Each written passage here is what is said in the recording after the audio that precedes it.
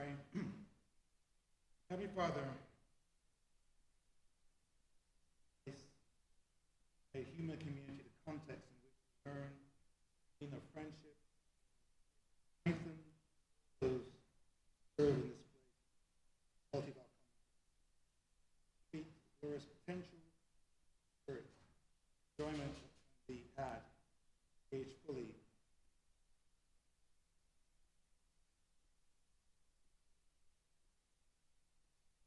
Art in heaven, hallowed be thy name, thy kingdom come. It will be done on earth as it is. Give us this day our daily bread. Forgive us our trespasses. We forgive those that trespass.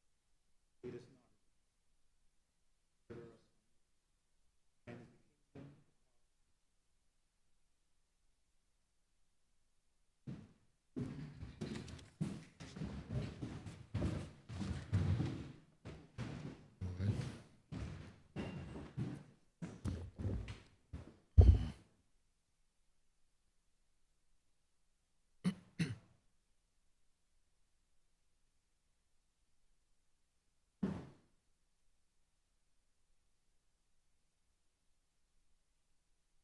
This House is in session. Minutes of the meeting held on Tuesday, 25th April 2023 to be confirmed. Mr. Speaker, I beg to move the adoption of the minutes of Tuesday, 25th April 2023. Questions that the aforementioned minutes be confirmed. All those honourable members in favor, please say aye. Those against, please say no. We think the ayes have it. The aforementioned minutes are hereby confirmed. Minutes of the meeting held on Tuesday, 9th May 2023 to be deferred.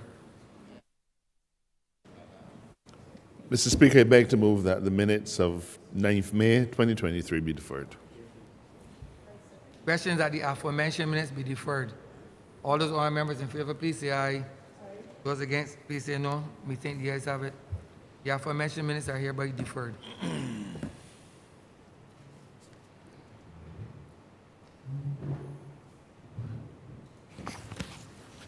Announcements by His Honor the Speaker.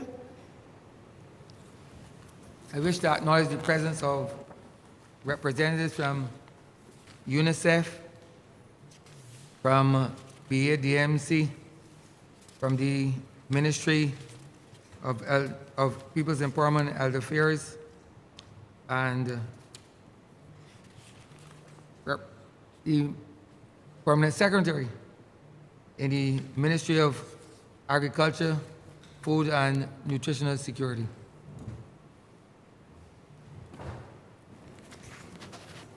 Messages from Her Excellency the President, petitions, papers, government notices, private members' notices, notices of questions, reports from select committees, first reading of bills, statements by ministers, congratulatory and/or obituary speeches, personal explanations, motions for leave of absence, oral replies to questions, notices of motions for the adjournment of the House on matters of urgent public importance, orders of the day.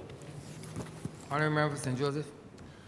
Mr. Speaker, I beg to move the suspension of standing orders 6, 16, 18, 20, 42.5, 43, and 44 for the remainder of the day's sitting. The questions that the aforementioned standing orders be suspended for the remainder of the day's sitting. All those honourable members in favor, please say aye. Those against, please say no. We think the ayes have it. The aforementioned standing orders are hereby suspended for the remainder of the day's sitting.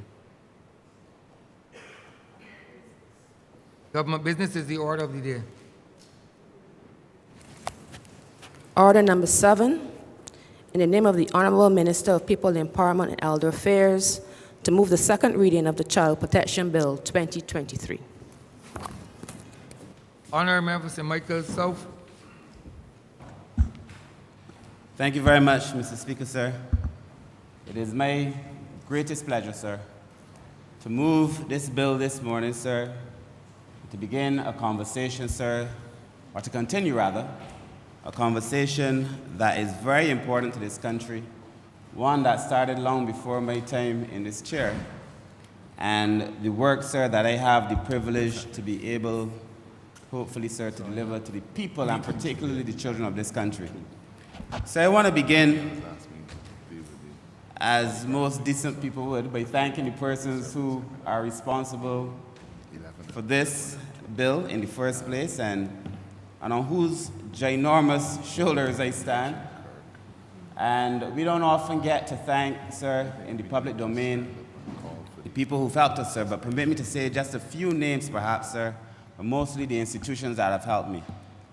I want to begin, sir, by thanking, of course, my predecessor, the Honourable Cynthia Ford, the former Minister of People Empowerment, sir, who would have started this work, Cynthia Ford, who would have started this work before me, and so I came to the ministry and found a draft that I was allowed to complete. I want to begin by thanking her.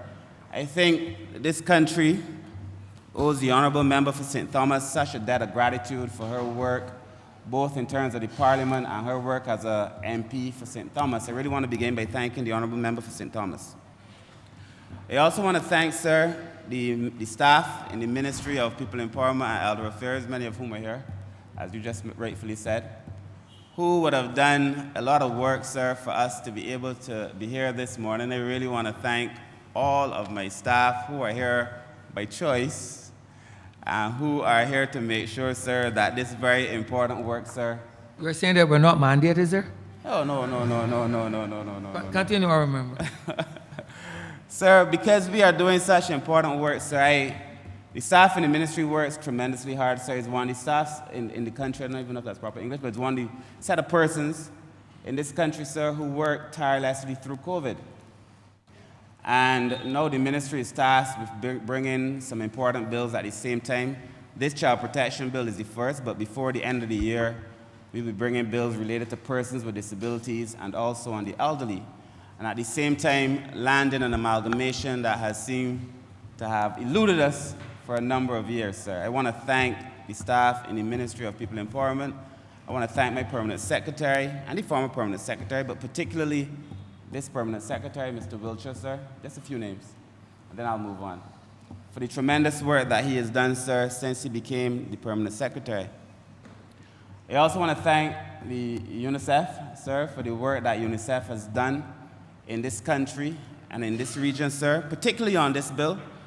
I would tell you, sir, we would not be here were it not for the assistance of UNICEF. I really want to thank you, the representatives of UNICEF, specifically Ms. Heather Stewart and Mr. Peter Belt.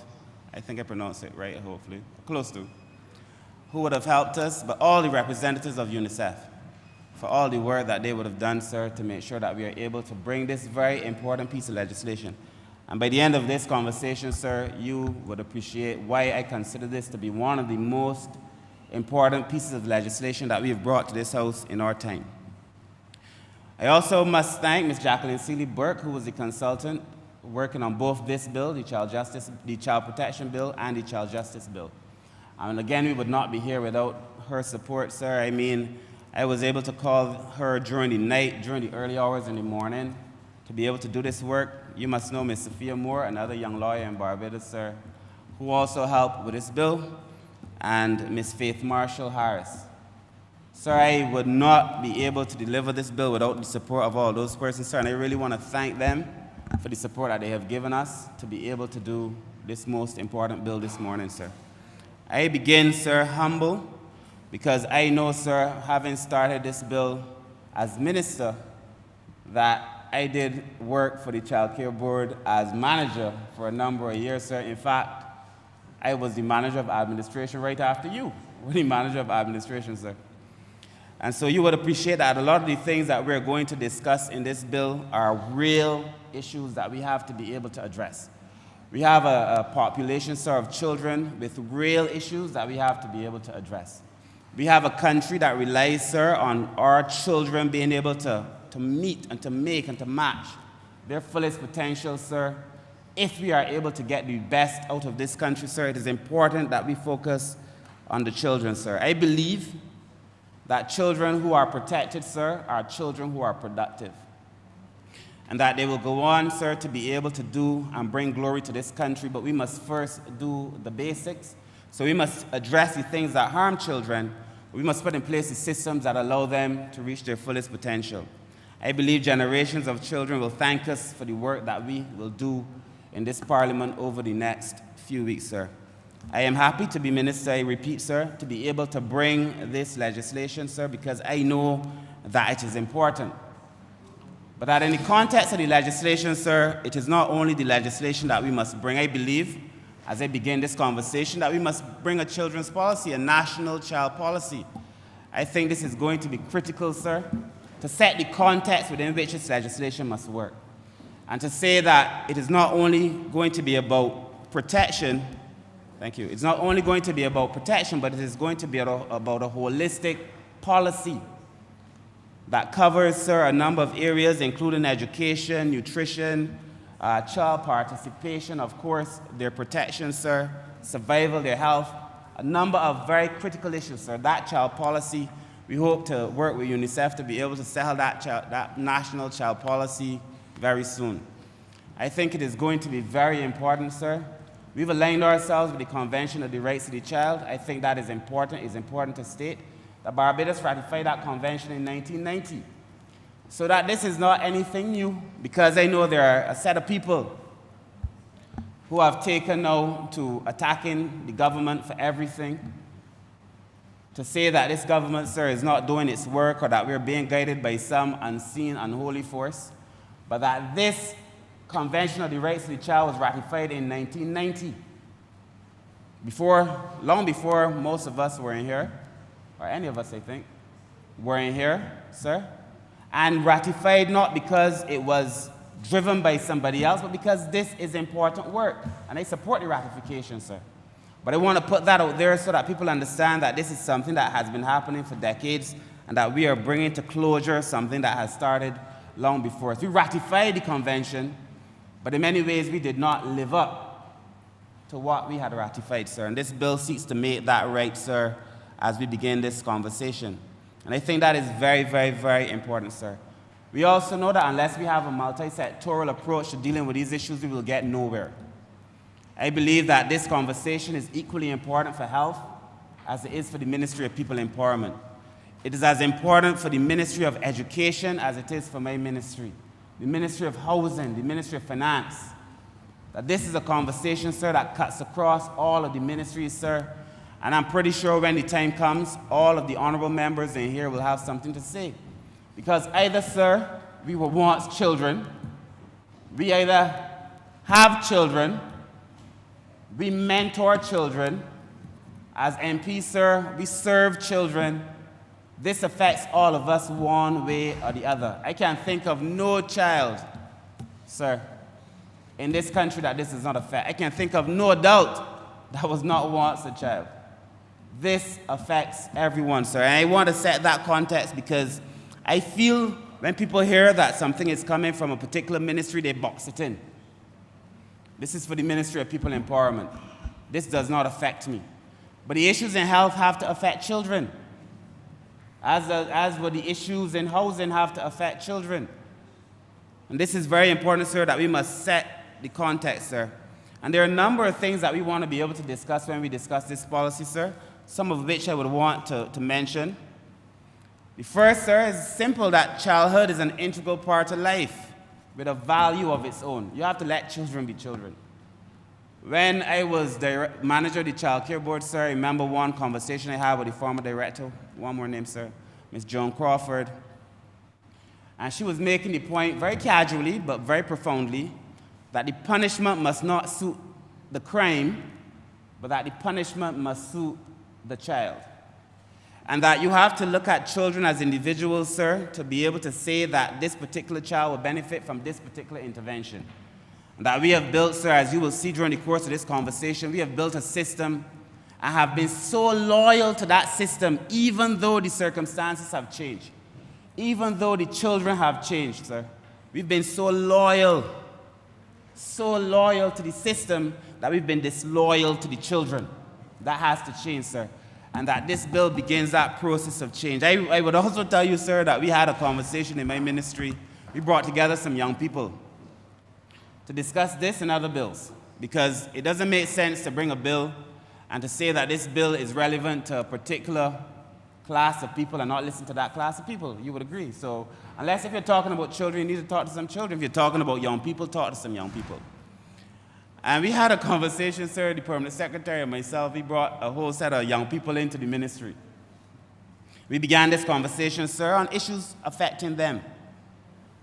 And that conversation, sir, while it was an eye-opener for me to a point, because I spend so much time with young children, my permanent secretary would tell you that it was one of the most eye-opening conversations for him. And that many of us come to this place and other places and we build policies, we build buildings, we build legislation, sir. We create this architecture that is supposed to reflect the interests of children, sir. We don't even begin to understand them these days, or how it is that they have changed, sir. That is why their participation is so important. But as we began that conversation, sir, it was clear to me that what children anticipate as normal now are things that some of us who are a little bit older find in some instances to be strange, distant, foreign, and some of us even find it offensive. But that our children, in many cases, sir, are on a different playing field. And that we have to find a way, sir, to be able to relate to these children by listening to them. I grew up in a generation, sir, where children were told, you must be seen and not heard. And in some cases, when guests came over to the house, you weren't even to be seen either. You had to go in the back bedroom and you couldn't say anything. When your mother had 8 children, like my mother had 8 children, talking was a gift. You couldn't talk too often because, parents are busy doing other things. Most of us who grew up in those circumstances, so we ask ourselves why it is that Barbadian children, brilliant as they are, you check the marks. Doing fantastic work, getting A's, nearly 100% on all their tests, you ask them to stand up and say something. Ask them to stand up and have a conversation on an issue. Most of them, sir, as bright as they are, so don't mistake me for saying they're not bright. These children are bright, but afraid to open their mouth and to speak. Because we've inherited from our regrettable history, we've inherited and we have been so loyal to it, a lot of things from our slave past that you're not supposed to say anything. And so you find our brilliant children being out-debated by people who are not even in their class. You find that Barbadian children leave Barbados and some of them struggling here and go and join the American system and excel. Because our educational system is different. We have to change that though. Because what would have worked for children in the earlier days, sir, may not necessarily work now. We have to retool. As we ask our older population to retool, we have a responsibility, sir, to retool our children so that they become competitive, sir, in a new global environment. And I fear, sir, that if we remain loyal to things of the past, we will miss the boat. Bob Dylan had a song, sir. I think he wrote it in '63. The times they are changing. If people don't know that song, they really should go and listen to it. If people don't know that song, they really should go and listen to it. The times they are changing, sir. And there is a verse where he talks about mothers and fathers, sir. And that the fact that the mothers and fathers who are across the land, they shouldn't criticize because they don't understand. Your sons and your daughters are beyond your command. The old road is rapidly changing. He says you gotta get out of the old road. And if you can't lend a hand, because the times they are changing. And I'm not saying, sir, that they're not values that we have to give our children, sir, but that they're changing. And that we have to be able to adapt. There is no single, sir, species of life that has survived that has not been able to adapt. It is the process of adaptation that guarantees life. We have, sir, to be able to adapt. And so what is the context, sir, within which we're having this conversation? We have all been aware that our colonial past, sir, stays with us. We are all aware, sir, that this generation, sir, most of us, this society was birthed in violence, sir. We know that there was unequal treatment, sir. That is part of who we are. It's part of our DNA, sir. We all know that slavery was nothing more than state-sanctioned violence. We all know all of these things, and we appreciate these things. The tragedy, I think, of our current thinking is that we do not separate slavery, or we try to separate, really, slavery from a lot of the things that we're now seeing. We don't have a conversation with it. I try to talk about it, people get uncomfortable. These are things that we need to be able to discuss, because I'm telling you that a lot of the things that were given to us as part of the norm as a family on a plantation, sir, is still coming back to haunt us, sir. But in any progressive society, sir, we cannot overstate how important it is to talk about children and to put the rights of children first. So the Convention of the Rights of the Child, sir, while that forms the basis for most of the legislation across the world, really, when it comes to children, sir, is not the reason that I am driving this legislation. I am fortunate, sir, we are fortunate that our values as a country align with the Convention of the Rights of the Child, but we are driving this based on who we are and on Barbadian values, sir. That is why this is important. This is built on who we are, to be able, sir, to protect our children over time, sir. But there are a few articles on the convention, sir, that I would wish to address. Article 3, what is in the best interest of the child? And I make this association only so people, because I know there are people who are already saying that we are doing other people's business. And the reality is, sir, that listen to these articles, sir, and you will see what is in the best interest of the child. All of us in here would agree that that should drive our work. Article 12, sir, respect for the views of the child. We talk about that, sir. You know, it's still very difficult sometimes for parents to listen and to respect the views of their children. I have 2 children, sir. My first daughter is now 18 years old. She's an adult, and she lets me know daily. My second daughter will be 3 shortly, probably just over a week. These 2 young people are so different. I mean, so completely different. I remember what Ms. Crawford said, sir, you can't punish the crime, it has to suit the child. But the times in which they are growing up to is so different. What we take for granted now, sir, back in the day, sir, I remember people talking on the Jetsons, you would see video calling, and you would say that's impossible, that would never happen. And now we take it for granted. Our phones carry more technology than the first ship that went into space. Times are changing. I watched my 3-year-old pick up the phone and zoom in across onto YouTube. She almost 3, picking the channel that she wants, changing the thing if she doesn't like it. It's phenomenal. It is difficult to come and say to that child who at 3 years old has seen more than most of us would have seen at 3, to expect to put them within the same boundaries, sir. We have to respect their views because they know more. I listened to the call-in program over the weekend. Young people were simply saying that they want a chance to be heard in this country and that they do not want lip service paid to their point of view. They just want to be heard in this country. If you've not heard a child its entire life, if it's not become your style, it becomes very difficult as an adult to do it. It's difficult to bend old wood. But if you, sir, have grown up listening to children, it becomes a lot easier, sir. And then there are a whole set of other ones, sir. I like Article 5 particularly, too, because it speaks to the rights of parents. Many people hear me talk about this legislation, sir, and they assume that because you're talking about the rights of children that you've somehow taken away the rights of parents. Nothing could be further from the truth. The convention, just like this legislation, sir, promotes the rights of parents. It respects the rights of parents, sir. Nobody is losing any rights by this convention, sir. I think that is important because I know some parents get nervous. When I was at Child Care Board, I would meet with the churches sometimes and different groups, and I remember one church in particular. They were adamant that the convention would somehow take away their rights, and it does not do that, sir.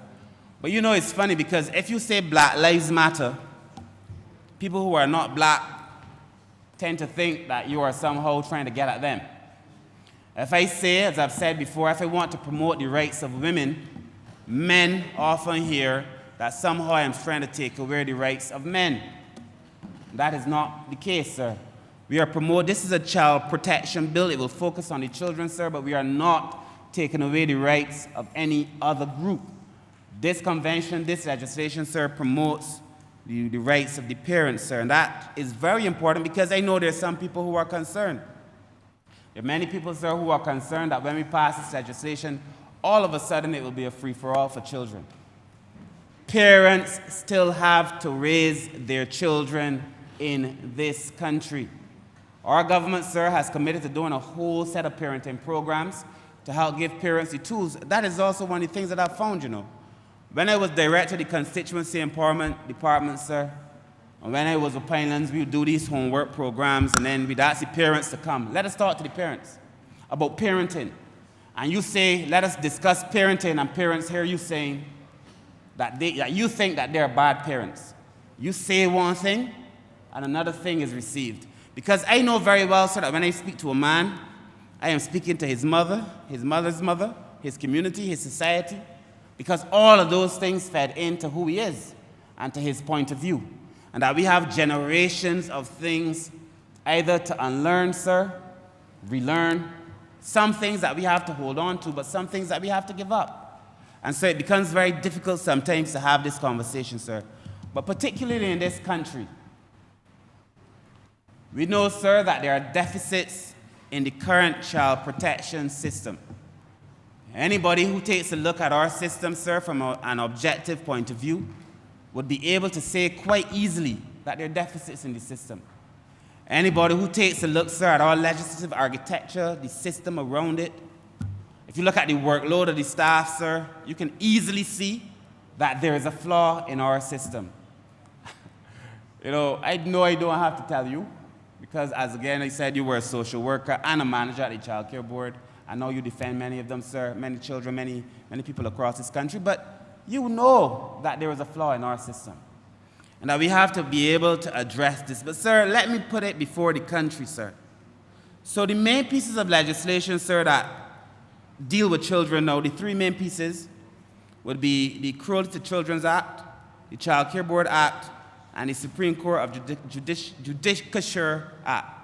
I used to get that right until one young man came in my office and pronounced it wrong and threw me off ever since. But, sir, in addition to that, the Protection of Children Act and the Young Persons Protection Act, sir. And these, first of all, just looking at it, you want to deal with children, you got to go here, there, and yonder. You can't go one place and get this situation addressed properly, either in its entirety or close to its entirety. It's all over the place. Different pieces of legislation dealing with different things. I mean, we're never going to get it perfect, but we can get a lot better than we are, sir. What we have now is broken. And, sir, we need to be able to find this legislation, sir, hopefully in one place, sir. But these combined pieces of legislation, sir, would be what the Child Care Board often would use to be able to remove a child from a house or a household or a circumstance that is difficult for the child, sir. But there are other points that need to be made about this. Sir, the Prevention of Cruelty to Children Act, sir, was written in 1904. The Prevention of Cruelty to Children Act is in 1904 Act, sir. That is almost 120 years ago. It is very difficult to agree that, considering that I've outlined very carefully in my opening, sir, that the system has changed, the society has changed, and surely the children have changed. That a piece of legislation crafted, sir, when we were not really even seen as people, could now be the legislation, sir, that guides our children. There have been some amendments along the way, of course, sir, but the primary piece of the legislation is 1904. Legislation that is 120 years ago. Yesterday, sir, when we were researching this, sir, we came across the work of Henderson Carter speaking about Barbados, describing that period as being a period that was still slave-like for people of color. That very few things had changed, sir, since the emancipation period, sir, since 1838. In fact, sir, many of us who study history would know that Barbados was one of the countries, sir, where it was most difficult for the newly emancipated blacks. Because unlike other countries, we didn't have hills to run to. We didn't have vast spaces to run to. Most of the persons, sir, in the immediate post-emancipation period had to go straight back to the plantation. Country too small, country too flat. The planter class in Barbados, sir, the elite class, sir, was too close-knit. Too close. They got along. By sheer desire to continue to inflict the harshest punishments on people. Our situation was different. So that in 1904, what you had, sir, was a situation, sir, where the law that was written could never have been written to service children. It surely could never have been written to service children of color. But that, sir, is the overarching architecture, sir, that guides most of us, sir. 1904, sir, was also said to be the year that Clement Payne was born. And I think, sir, that when I think about it, sir, it is now, perhaps in a way, the beginning of a movement that led to greater freedom for us, but that 1904 was too long to be the main piece of legislation, sir, that guides how we deal with our children. And I wish to reiterate, sir, I am not taking anything from the parents, but this is a child protection bill. And, sir, we are talking about the rights of children. But 1904, sir, I could only imagine the horrors, sir, for black girls, black boys, sir. I read an article, sir, and this is now in the 1930s. The plantation owner would just pass and riding his horse and just point at a 12-year-old, a 13-year-old. That's the one I want this evening. So Hilary Beckles, sir, recently wrote a book where he said that the most of the children born to black girls on slave plantations were born to children between 11 and 12 years old. And that 90-something% of those, sir, were mixed race. Well, I ain't gonna tell you what happened there. I don't have to say what happened, it's obvious. So that this 1904 legislation, sir, cannot address the issues that we have to address in a modern Barbados, sir. If you look at the Young Persons Protection Act written in 1918, sir, by virtue of these dates alone, by virtue of the scattered nature alone of the legislation, we know that we have a problem. We know that we have to come to this place, sir, to do the people's business. This is why we were elected, sir. This is why we came to office, sir. But that legislation is 1918. 1918, sir, was the end of the First World War. I mean, when I think about what was driving this legislation, sir, it could hardly be the interests of boys and girls, sir. And it surely wasn't the interest of people of color. And that therefore we have to come to this place, sir, to be able to right it wrong, again with some amendments. The funny thing is, sir, that 1904 was also the year that the global pandemic, Spanish flu, began too, which is interesting because we're now coming out of one. Now, perhaps, sir, every now and then there is a need, as nature does, there's a need to purge itself and to cleanse itself, sir, and to rob ourselves, sir, of some of the things, sir, that were given to us, to cast them aside, and to be able to look objectively, sir, at the circumstances that we must look at, sir, to be able to do the work of the people, sir.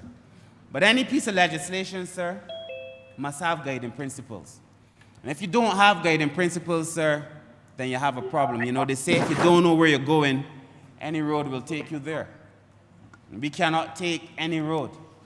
We, sir, have to know where it is that we are going and how it is that we intend to be able to get there. I see the Honourable Member for Christchurch West Central. I know that he understands, sir, a number of these issues, sir, because he cares passionately about young people. But if you don't know where you're going, sir, any road will take you there. And, you know, the road to hell, they say, is paved with good intentions. You have to sit down, sir, and set down what your values are. What are the guiding principles? What drives you, sir, to be able to do the things that you need to do, sir, to be able to serve the interests of people, sir? And our first legislation, sir, had an absence of guiding principles. Our first sets of legislation, sir, which is also a problem for us. Scattered and outdated. How then do we address the wide and varied needs of the nation's children? You cannot. And that is why, sir, this bill is going to be so important, sir. We've set down, sir, new grounds for intervention in this coming legislation, sir. It is important, sir, because in the current legislation there is a dearth. There is a dearth, sir, of legal grounds on which people could intervene. A dearth, sir, which means that very few cases, the Child Care Board will tell you, that not many cases are taken before the court because there are very few terms under which you could go to court, sir. I say it is death, it is consent, or permanent removal for the most part. For the most part, I mean there are other things. Sir, if you look at the Prevention of Cruelty to Children Act, that only contemplates intervention in situations where a parent or a guardian has committed a criminal offense. That's the first one. The Child Care Board Act permits intervention where the parents agree. That's the second one. So you see, it's either a criminal offense, the other person has agreed, sir, and the Supreme Court of Judicature, you will never get me again, Judicature. Sir, that one only comes into being where warden proceedings are undertaken to permanently remove the child. This is very restrictive, sir, and does not contemplate, sir, community-based orders, and it needs, sir, other less intrusive orders from the court. When I start to go through, sir, these things that this bill allows us to do, there is no right-thinking Barbadian that should think that this is an offensive piece of legislation, sir. I should also say, sir, before I get into any further, as I will later on, that we are bringing the Child Protection Bill this week, and very soon thereafter, we will debate the Child Justice Bill, because the intention was always to read these two bills together. They were always to be read in unison. And that there are a number of issues, sir, that people come to me in the Child Protection Bill that are really issues for child justice. And for those who are asking about all those things, sir, wondering and so on, most of those will be addressed when we introduce the Child Justice Bill next week, sir. And both of these, sir, our intention is to take both of these to select committees to allow other people and the public to have further input into the bills. We did not get here, sir, by happenstance or serendipity. We spent a lot of time, sir, indeed, in consultations. We've consulted and consulted and consulted on this bill. The honourable member who sits next to me, sir, the member for St. Peter, reminded me also that we brought it to the Social Justice Committee for their input. But even though we've had several rounds of consultation, sir, we're taking the bill to select committee. That's the intention. And I will ask for your permission, sir, at some point.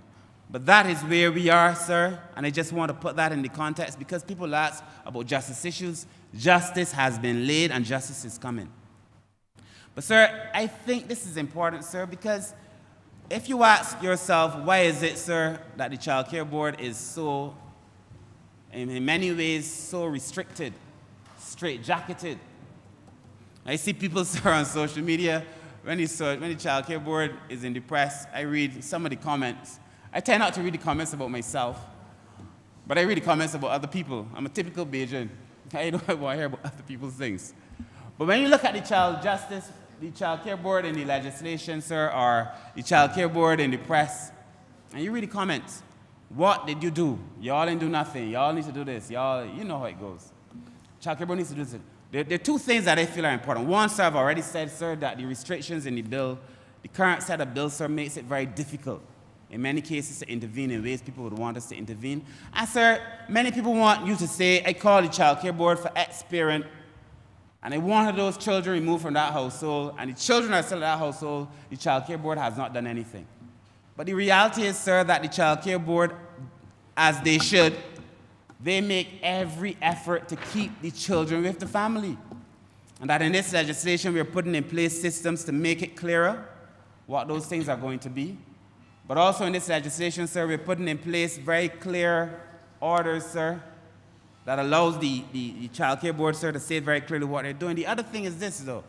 For most of the agencies under the Ministry of People Empowerment, Child Care Board, Welfare, National Disabilities Unit, National Assistance Board, to a lesser extent, gender and HIV.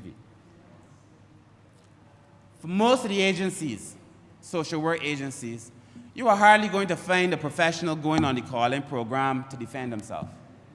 So you're hardly going to find somebody going on the call-in program or writing an article in the newspaper saying, but this is what happened when we intervened. This is what we found. So people will say what they want to say, they take their shots, and the government agencies, sir, will not respond. And oftentimes when you don't respond, people feel that you have done nothing. I say this, I've said it before, sir. In 99% of the cases that people have come to me and asked about in dealing either with children or with poverty or with elderly people or persons with disabilities, they are known to the organizations and in most cases receiving some assistance. But you can't go to the press and say what has happened. So people can comment and say all kinds of things, but you can't come back and say, in the case of Mary Jones from Parliament building, such and such was were the things that were said, and these are what we found in our investigation. This, therefore, is what we've done. You don't normally come to the press and say that. Sir, I suspect going forward there's going to be greater transparency, but at the Child Care Board, like other agencies, are taking a beating. But, sir, for the most part, I would like to think, sir, and I say so, having worked there, and having spent significant time in the ministry, sir, the staff in the Ministry of People Empowerment, sir, and Elder Affairs, sir, that is a good staff, and that they work very, very hard. They work very hard in the interests of people. It is easy, sir, to take pot shots, especially at a man who will not defend himself.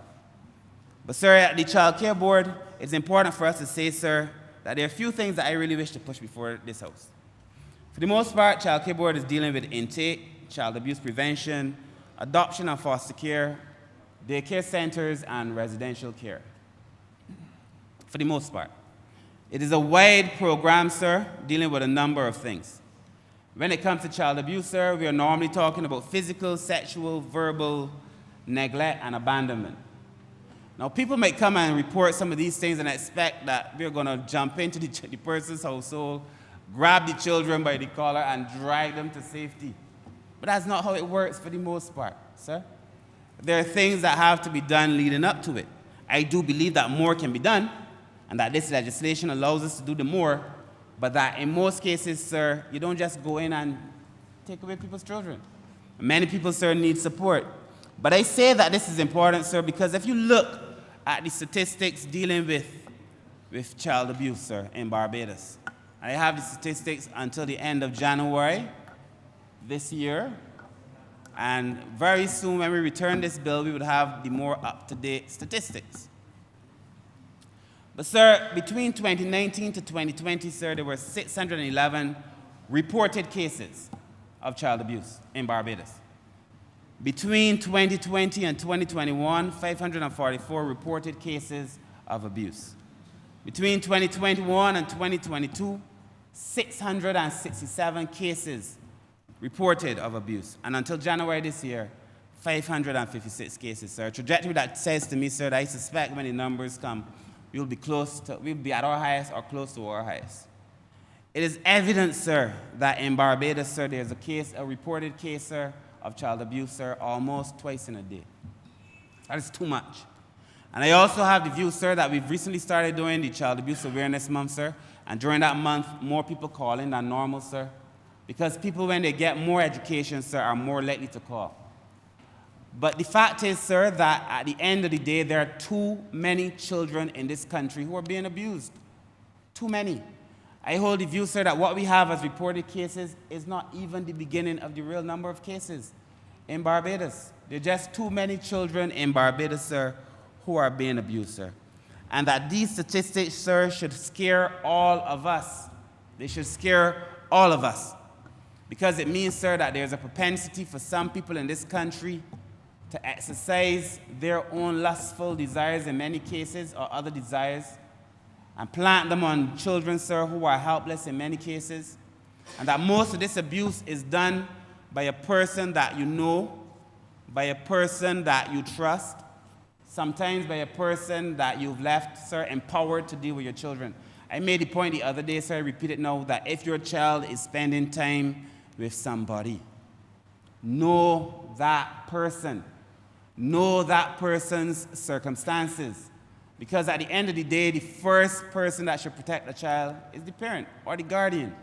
You know, we could come here and we could pass 1,000 pieces of legislation. We could follow all the articles in the conventions of the rights of the child. If it is that parents do not do their job, if it is that guardians do not do their job, we still will have many children who are exposed, sir. We have, sir, at the residential facility now, I think nearly about 96 children, give or take a few, who are still in residential care, who are in need of support, sir. And another time, I will talk about foster care and residential care, perhaps a little bit more in depth, but not today. But that the current challenges that we are facing, sir, a lot are due to the limitations in the legislation. Sir, there is a blurring of rules. If you look at the Child Care Board Act, the original one, not the Child Protection Authority that we're talking about, You hear the board should do this and the board should do this, and you don't know if you mean the board of directors or if you mean the child care board, the staff. And if you have an overzealous chairman taking it to mean that the board means the board, then you have boards interfering in the day-to-day affairs of an administration and an institution that they should not be interfering in. I know what I'm talking about. I work for one. I know sometimes, sir, you have chairmen and board members, sir, who get involved in things that they should not get involved in. And, sir, we've separated it. We've made it very clear what the role is for the board in this case and what the role will be for the authority. As part of this conversation, sir, I have brought to the public a conversation, sir, about amalgamation. I genuinely believe that it is in the interest of this country to bring together the Welfare Department, the Child Care Board, the National Assistance Board, and the National Disabilities Unit. This government, sir, has felt that way for a number of years, Honourable Member for St. Lucie. We have felt so for a number of years, that we have to bring together these departments, sir, to be able to offer the best services to people. I feel so strongly. So that if you walk into somebody's house and there's a grandmother who is being neglected because a father or a daughter is never home, and the father or daughter is an alcoholic, that is not good enough for the NAB only to deal with that older person, especially if the house has children. So normally what would happen is that you go and you deal with your person, and the rest of the issues in the household are somebody else's business. You walk into a house where you see an elderly person being abused, and children are in the household, but that's not the remit of this particular organization. When we bring them all together, sir, you deal with the entire family. I believe we will drive better policy that way. We will make greater interventions that way. It will be better change that way. We will service the people of this country better that way. But having this conversation, I can't help but to say, sir, that we've been asking the staff whether they want to, how do you feel about being on the board? And while many of them immediately recognize that it's beneficial to the client class, many feel threatened and challenged because of the way boards have behaved in the past. Some boards, sir, interfering, sir, in whether a person gets a promotion or not. And, sir, we have to get that right. Because it is going to be very important, sir, that we deliver efficiently and effectively to the people in this new organization. We could pass 1 million pieces of legislation. We could build the best architecture in the social services sector on paper. But if we are not implementing properly at the end of the day, because of all kinds of challenges, sir, we will get nowhere. And that, sir, is going to be very important. So we have to be able to separate it, sir. So one of the other things that we've had to address, sir, is the clear guidance on and guidelines on procedures. You should know how long a matter is going to take normally, what those procedures are going to be. People shouldn't come to the Child Care Board and wonder what are the next steps. They should know. They should be itemized. They should know. When A happens, then B. It may not be linear, of course, sir, but they should know. We talk about clear guidelines, sir. That is going to be very important. We also have, sir, and I think in agreement with the Convention of the Rights, but in agreement with Barbadian values, there's often a lack of legal representation for children. It has to change, sir. And children have a right to be heard, sir, at all points during the process. There was an assessment done by UNICEF in 2018, sir, that said that Barbados, in many cases, sir, did not offer that level of participation to the children, that level of legal representation. It has to change. And we discussed this, sir, and we know that there are some elements that we may have to be able to adjust to make it clear, but that the Child Care Board, now the Child Protection Authority, when this is done, must do everything in their power to ensure that children feel they have a right to legal representation in the matters that affect their lives, sir. There is no vulnerable group in this country, sir, that I do not feel has a right, sir, to be heard, sir, that I feel, sir, each organization, each person should be given not only a seat at the table, but when they get there, sir, they should be listened to. And that is how we're going to be able to change this country. Years ago, there was a study by a guy called Sakharopoulos, and he felt at the time that the best education was a primary education, because the world was so based at that time that all you needed was to be able to read and write. You could read and write. That is going to change your circumstances. Sakharopoulos' thinking came to shape much of our social intervention. Give children a primary education and they're good to go. We know, sir, now that a primary education in Barbados is hardly enough. Being able to read and write now is hardly enough. In fact, sir, if you talk to young people, they will tell you CSC is hardly enough. A degree now, hardly enough. The world has changed. And that this idea, sir, that we can just continue to build these structures. And then when you educate a child, you tell a child, sir, once they have the cognitive capacity, obviously, to be able to think effectively for themselves, you educate a child. You give them all the tools. And then you say to that same child, yeah, I understand I educate you. I understand I gave you the capacity to think, but I don't want you thinking. I don't want you to exercise an opinion. Your job is to sit here and just receive. We are asking for our rebellion. And we are seeing it anyhow. There is a social rebellion occurring, sir. And unless we put young people at the table and we listen to them, we have to listen to them. Give them a chance to be heard, sir. Or they will take to social media as their new god. Some of them now have taken to the calling program, surprisingly, and expressing their views because they feel there is no real avenue, no real aperture for them to be able to exercise these views. And it is very important, sir, that we give them that opportunity, sir.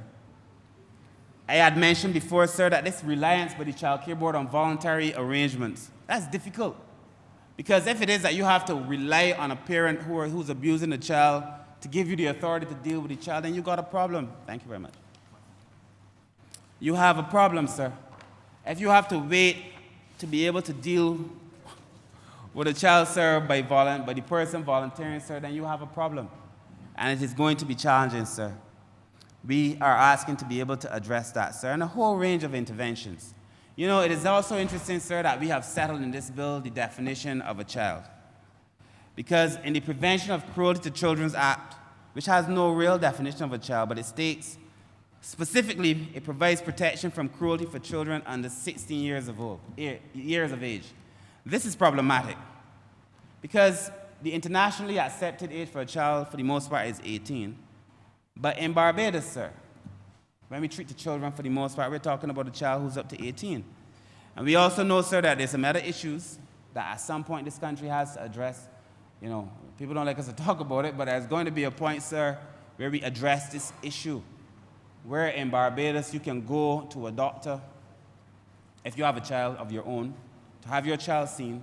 But if you're 16 years of age, which is the age by which most, I think in the law, I don't know what the proper term, but you would know, sir, but at 16 in Barbados, you are free to be engaged in sexual activity. That's the age of consent. But you cannot go to see a doctor until you're 18. So at 16, you could possibly, you have the right to make that choice for yourself. And if you were, God forbid, to pick up some STD or some other issue associated with that choice, you have to go to a parent or a guardian to be able to see a doctor. We have to bring some balance to that legislation through conversation, of course, but it doesn't help anybody if we bury our heads in the sand. At some point, sir, that lacuna has to be, we have to do something about it. And to have that conversation, sir, about it, sir, and bring it, I must also say that is not addressed in this bill, but I'm just putting it out there, sir, because it's one of the things that the young people raised with us, and that they want to have an opportunity, sir, to weigh in on that particular conversation, sir. One of the other things, sir, the big thing in this bill, and I will go through the bill shortly, sir, is the lack of mandatory reporting as it exists now. There is no mandatory reporting, sir. Nobody in Barbados, sir, whether professional or otherwise, is under any responsibility, sir, by law to report a case of abuse. You would hear sometimes a family, sir, where a father is alleged to have children with his children. It even sounds wrong just saying it. A father who has children with his children. You would go through some communities and you would hear them say, well, he do that with all the children. Uncle, daddy. Sir, they know. They may not be a professional, sir, in that capacity, sir, but you might hear a professional who also knows. You might know a parent or a guardian, they know, sir. And because we are talking about protecting the rights of the child, sir, we are talking about protecting the rights of the child. If anybody in this country, as you did, had the opportunity to work at the Child Care Board and saw some of the horrible, thank you so much, and saw some of the horrible things that children had to endure at the hands of people that they should be trusting, that should take care of them, sir. Cases that you would not bring to the fore, sir, but some things that were so egregious, so heinous, sir. They would understand why it is that I feel that this mandatory reporting is important. Now, I understand, of course, some people are going to say, well, you know, there's some people who are dangerous and they will accuse other people, sir. When I get to the legislation, we put in place systems to protect people who make a claim genuinely and then they've made a mistake. If you've done so maliciously, then you have to pay the price for it. And I will explain that in a minute. But I believe this mandatory reporting, sir, is so important. I worked at the Child Care Board for 5 years. And I know of circumstances, sir, where children were made to deal with some things that nobody should have to deal with. People in the household may know. Parents know. And I understand, sir, I'm not an idiot. I know the social circumstances that sometimes, oftentimes, not in all cases, because sometimes women do it too, but in most cases, you might have a man who is in the household, who may be the breadwinner, who controls the natural power dynamics in the household, and who may threaten a woman, well, if you say such and such, I will leave you. That's a matter for him. And really and truly, sir, that is a matter for her. But at the end of the day, we were put in place, sir, to protect the nation's children. And I hope this entire parliament is with me, sir, when we say, by hell or high water, that is what we are going to do to protect the children in this country, sir, who are being abused. Sir, mandatory reporting, sir, the persons that are being asked to report, sir, the duty bearers, we list them. But even if you're not forced to report, sir, I am hopeful that people, as we do more education, as we share more about the responsibilities, sir, as we do more, I hope more people come forward and volunteer that level of information. Because it is going to be important, sir, if we are able, sir, to address and arrest this situation. Sir, as I move on specifically to the proposed child protection bill. This bill, sir, in my mind, is extremely, extremely important. First of all, sir, I made it very clear that there's a patchwork of legislation. You want to be able to intervene on behalf of children, you have to go here, there, and yonder. If you want to do something, sir, to save children from a circumstance that is unfortunate, it's very, very difficult, sir. And we built this bill with the support of the UNICEF. Again, I'm very thankful to be able to have it here before this House. We drafted it on the OECS model bill, but this is not a replica of that model bill. In fact, when we were discussing it, where we think that they had shortcomings, we made sure that we put in. In relation to the Barbadian reality, we made sure that this bill addressed the Barbadian reality, so that this is not some foreign concept being forced under some kind of duress on the interests of the people of Barbados. We made sure, sir, that the bill, sir, was relevant to things Beijing. I just did a piece, sir, I don't know if you saw it, called Things Beijing. Anyway, that's a conversation for another time. But that Barbadian values, sir, flow through everything that we do. Barbadian values, sir, must be the reason that we do. So that this bill, sir, though based on that OECS model legislation, is a Barbadian bill that allows us to conform with the Convention of the Rights of the Child. I said that we ratified the convention in 1990, and some 33 years later, many administrations in between, we are now bringing this here to this parliament, sir. This is the most important piece of legislation so far in the social sector that I have seen, sir, since I became the minister. Of course, when we bring the other pieces of legislation, sir, they will also too be equally important. But this, sir, is very, very important. Sir, at the end of the day, sir, when this mandatory reporting, sir, passes and comes into force, sir, it will be a case where I feel that if you know something is occurring, you come forward and you share it. The system for confidentiality must work. It must work. Barbados is too small. If you come forward and you say something, sir, it must work. You know, I find it repugnant.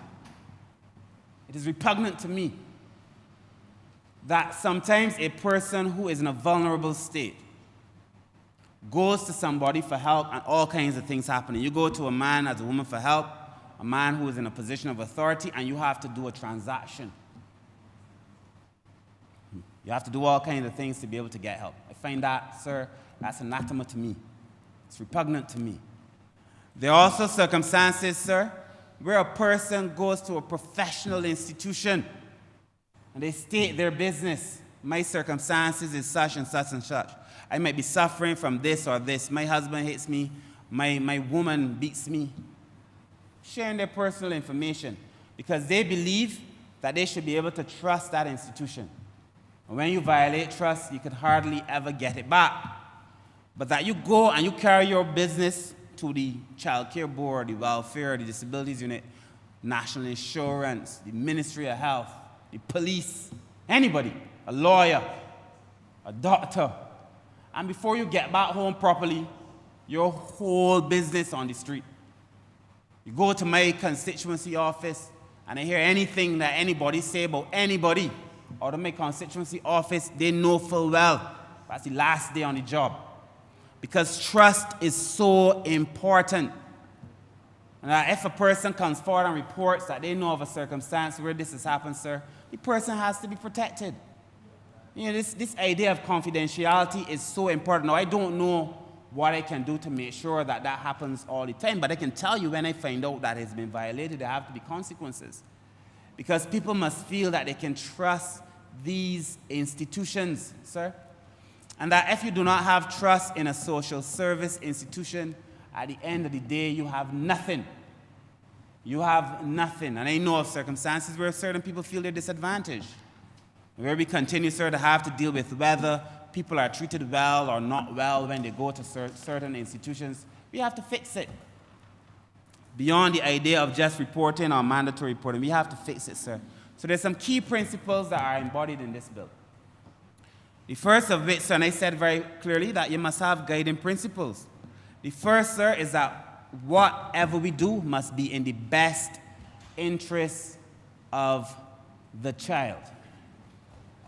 It must be in the best interest of the child. Now, I've had conversations where persons have said, you know, this could happen, but the parents could be disadvantaged. So this bill is a child protection bill. And whatever we do, sir, must be in the best interest of the child. If you have a child, sir, that feels supported, that feels loved, feels protected, you are going to get the best out of that child. You cannot get enough, you cannot get the most out of a broken vessel. It cannot store anything. It is not rocket science. And whatever we do, sir, must be in the best interest of the child. So the bill speaks to the overarching standard that in every decision contemplated and determined, the safety and the best interest of the child must always come first. The best interest must take priority over an adult's interest or the interest of an organization. The interest of the child.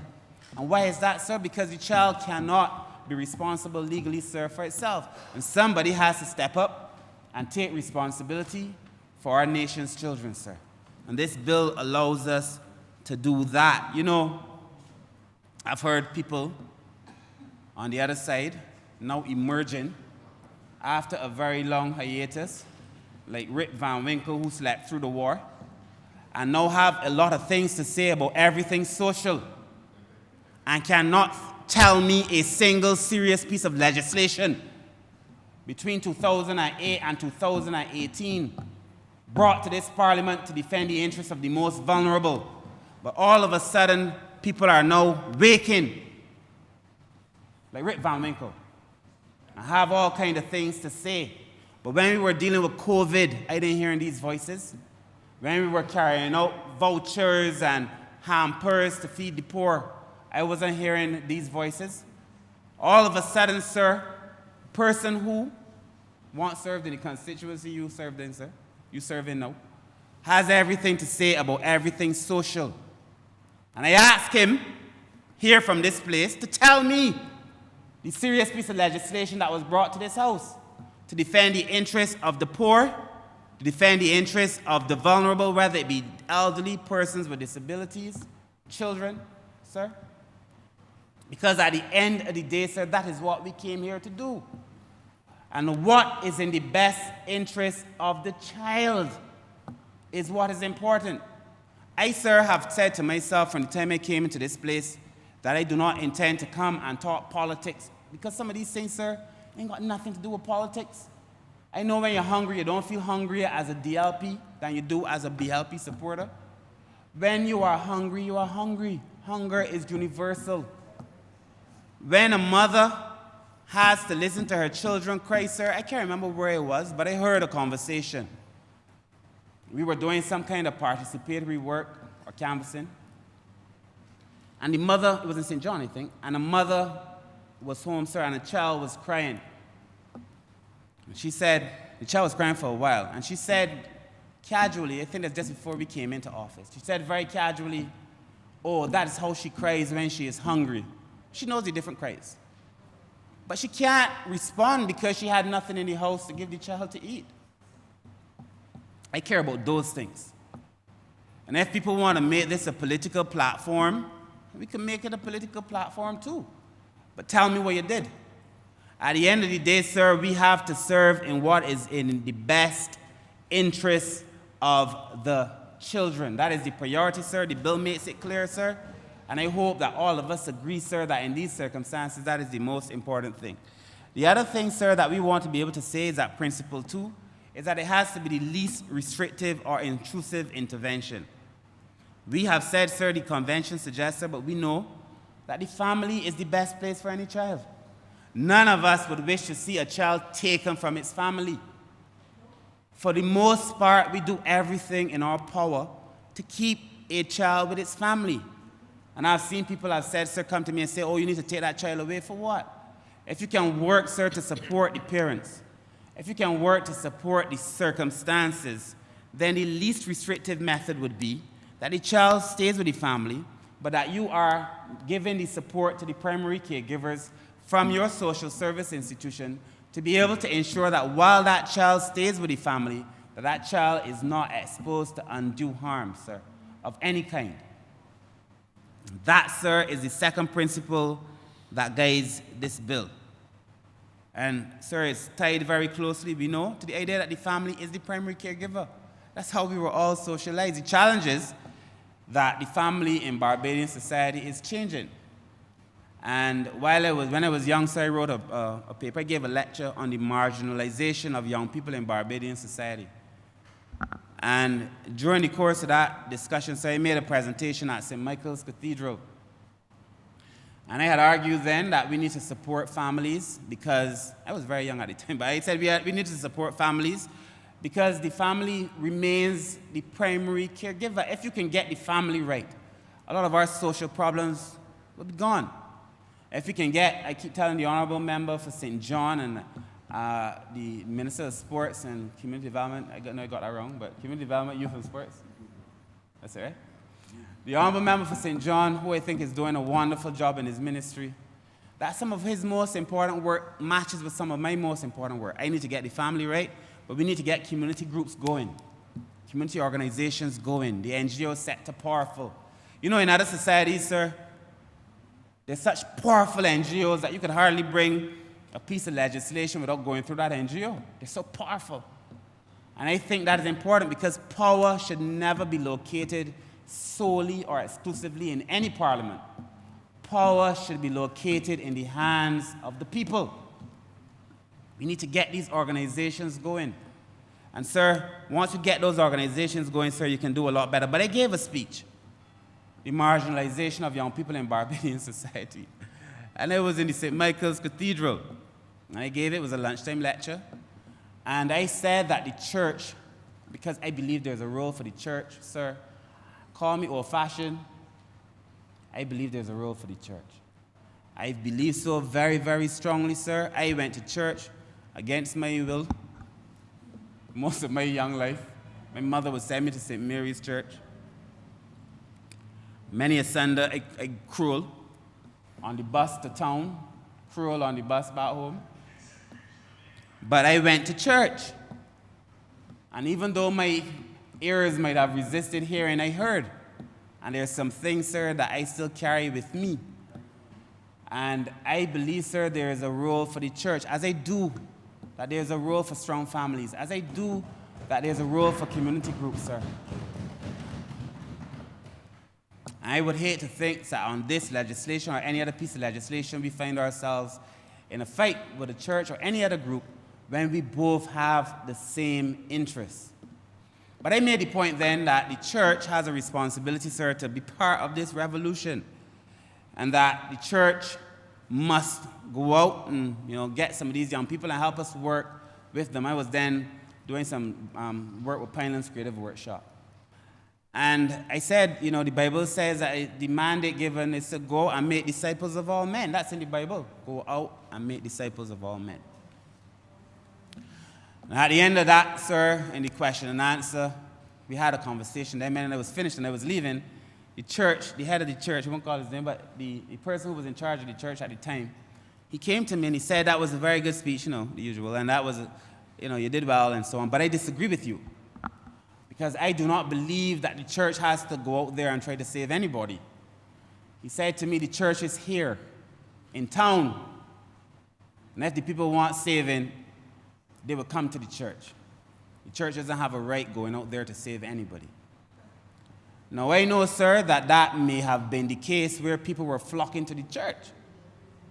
But it has become apparent to me that in a lot of our traditional churches, we are not getting the level of young people, sir, and that we still have a responsibility, all of us, to go out and try to engage the young society, sir, to be able to say that we have done our best.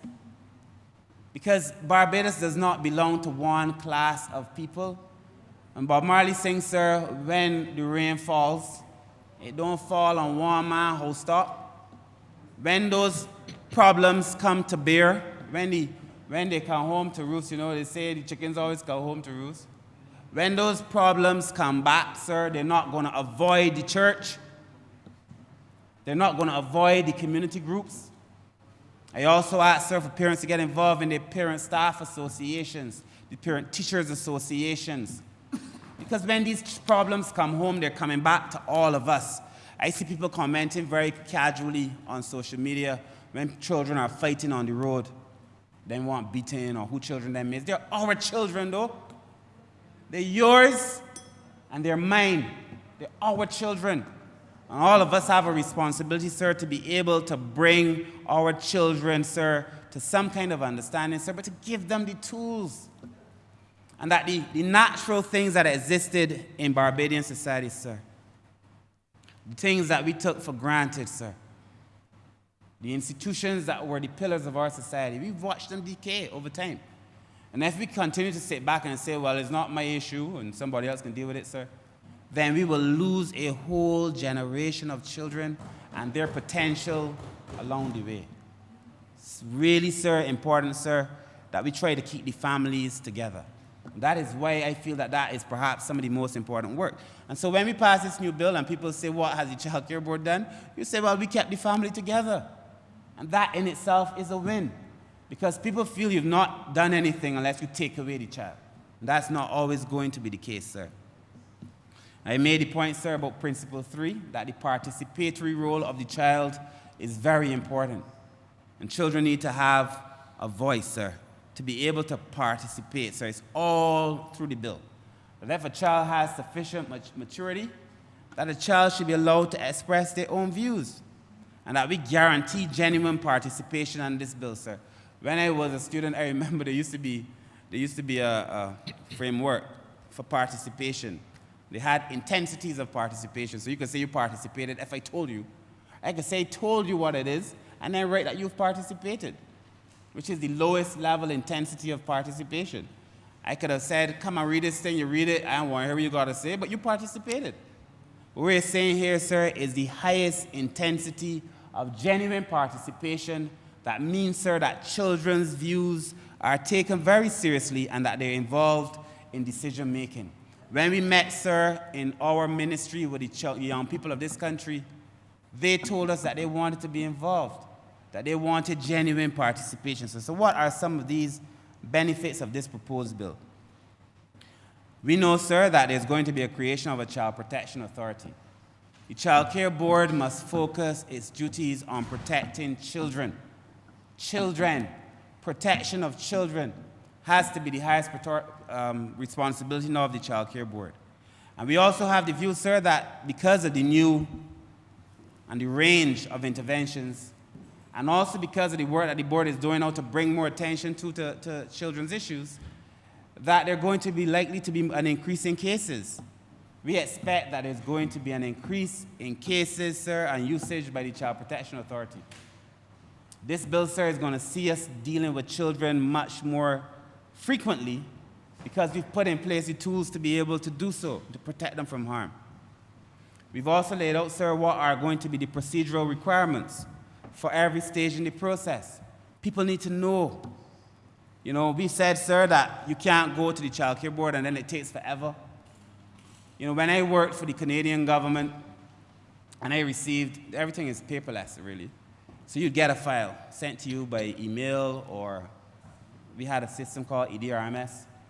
You get this file, sir, and based on what you have to do, it will tell you you got to report on this thing in 2 days, 3 days.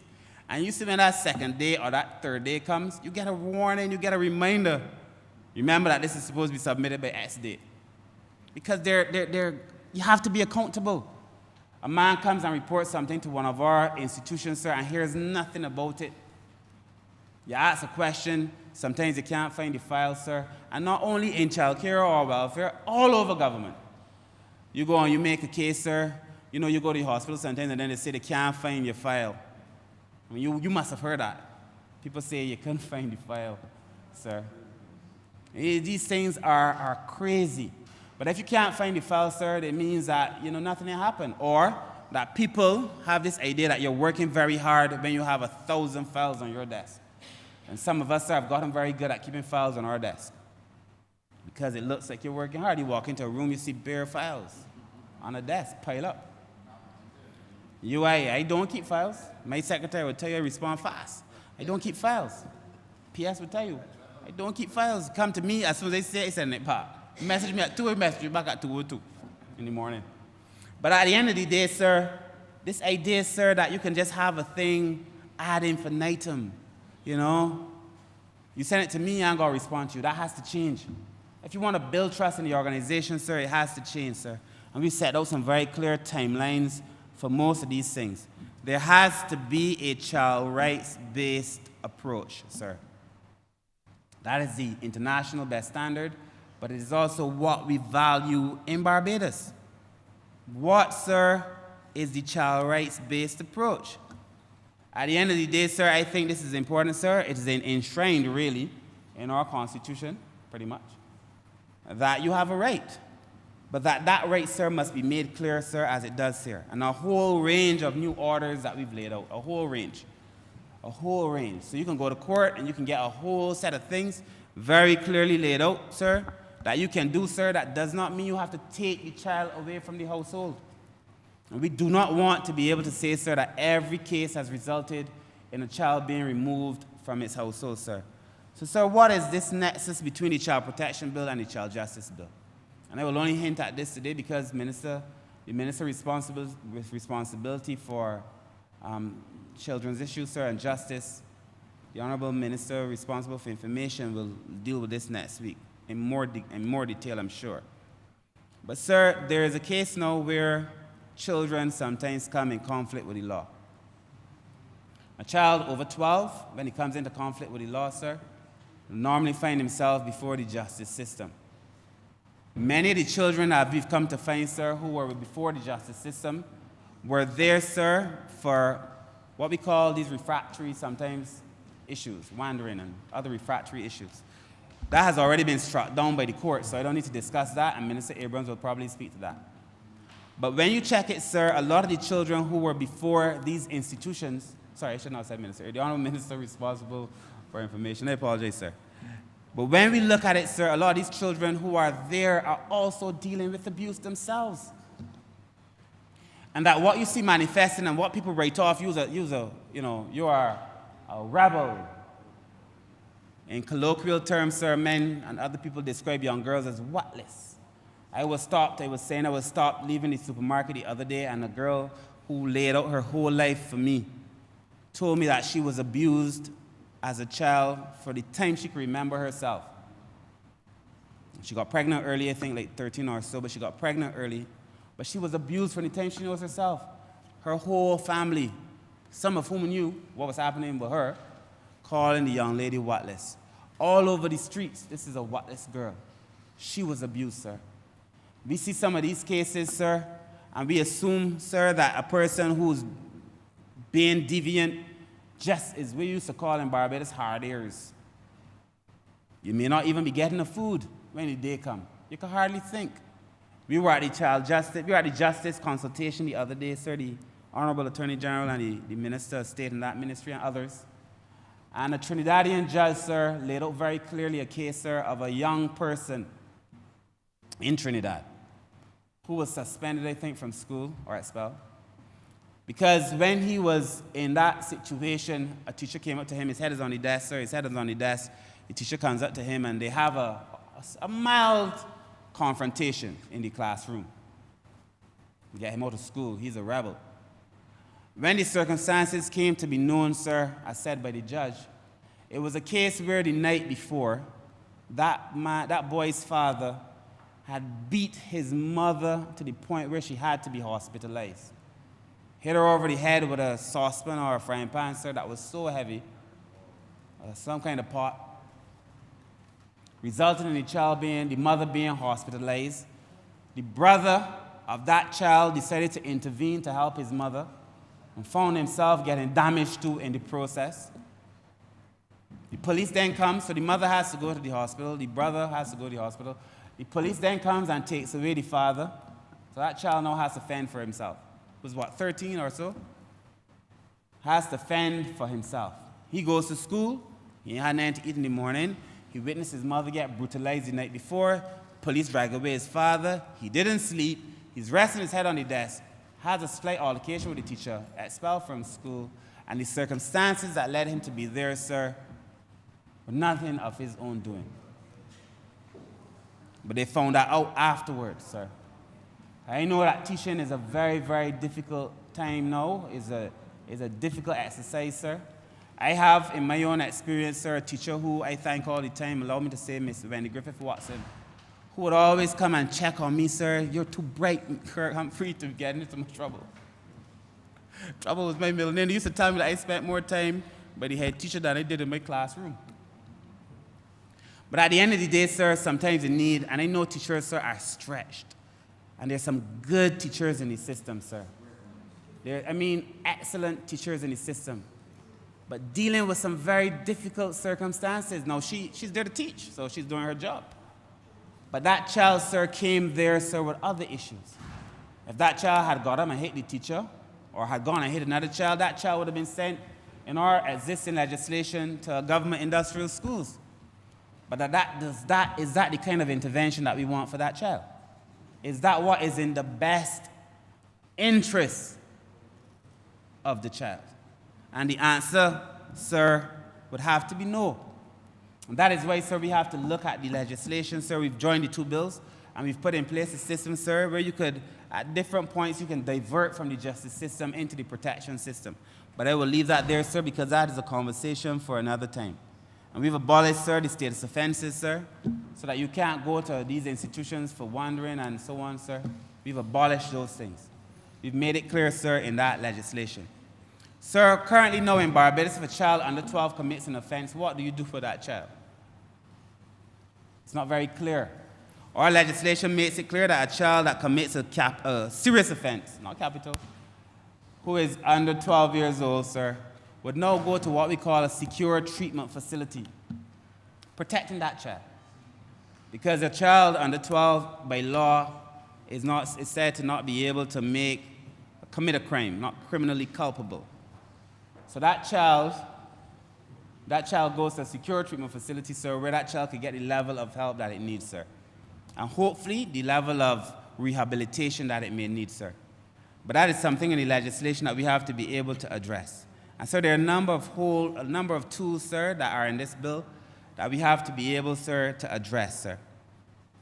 Sir, we also spoke very clearly in this bill, sir, of a number of other things. I will leave some of them out for the purposes of this conversation because I suspect that we will be here again in a few weeks having this discussion. But there are a number of details that I will leave out. So, but in summary, what does our bill do?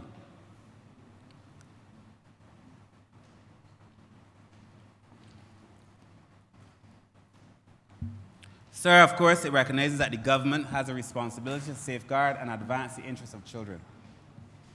That is part of our own undertaking.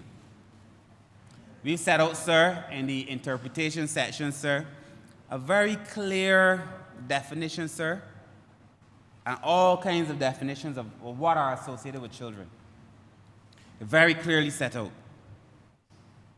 We set out terms that are new: care responsibility, delegated care responsibility, parental responsibility, things that are now going to be before the Child Care Board as part of their arsenal to be able to use when they're having these issues, sir. We set out issues like cyber abuse, because we know, sir, that children now are being abused online. We've made it very clear that grooming a child is also abuse. Because you know there are men, sir, who wait for children, sir. In Barbados, they used to say 11 and ready. After 12 is lunch. If you could sit on the toilet and your foot touch the ground, you're ready. All kind of things, sir, that we justified in communities. Grooming children, just waiting. I've heard some other terms I won't use in here, sir. But the grooming children, so we're going after them. Because this bill has to be able to protect children. So we've laid out the bill very clearly, sir. What are the definitions? Sir, what is in the best interest of the child, sir, is throughout this bill, sir. We've tied it, and we say very clearly that this section establishes that this act is meant to comply with both the Convention on the Rights of the Child and the Universal Declaration of Human Rights and other international instruments. We've agreed. Most of these things we were agreed to long before, but we hadn't put them into our legislation. So yes, we are agreed. Specific mention is made, sir, of where appropriate preserving the family unit. It is throughout this legislation. So at the end of the day, sir, the bill lays out very clearly what the issues are. Section 4 articulates the principles which must be applied in the administration of the Act. Sir, at Section 5, and I think for anybody who takes a glance at this bill, who has an interest in child protection, for those who will come before the Select Committee when we go there, they should take a look at Section 5. Because Section 5 lays out, sir, for the most part, an expansive list of grounds under which a child may be deemed to be in need of care and protection. And it has created a number of entry points into the legislation that allows us, sir, to have a wider focus than the OECS bill. So that in Section 5, sir, we have listed a number of things. So that we can say this child is in need of care and protection if it needs this, or this, or this, or this, or this, giving the Child Care Board the capacity now to respond to a number of things that they could not potentially respond to. And sir, because we've laid out so many other things, unless we are coming here to make mock sport at people, then the Child Care Board would obviously need to have, well, the Child Protection Authority would obviously need to have more staff. They would obviously need to have more staff. They would have to have the appropriate staff. They would have to have people who are skilled in the appropriate areas, or this bill would just be on paper. It would just be on paper. It wouldn't even be worth the paper on which we have written all these very good things. You have to give the board, sir, more staff if you're going to give them more responsibility. Or you would find a case, say, where, I want people to respond in 24 hours, 36 hours, 72 hours in some cases, but you don't give them staff, you're wasting time. And we know, sir, that some of the Child Care Board staff was already overburdened. I remember, I don't even know if you should say this, but when I was at Child Care Board on Christmas, an officer said, manager then, come on, let me take you around. I have to carry some hampers to my most desperate families. He said to me, this is a true story. He said, it's Christmas, I'm going to take hampers to my most desperate families. He worked the city, honorable member. So he was taking me to the 5 most desperate cases in the city. And Child Care Board was in town, so we didn't have far to go. At every single house he rambled. Every house. We did not leave Child Care Board and went straight to a house. We did not leave that house and visited the other house. I asked him, how could these be your most desperate cases? You don't even know where they live. Well, I would imagine if a case is your most desperate case, you have to know where they live, or you should.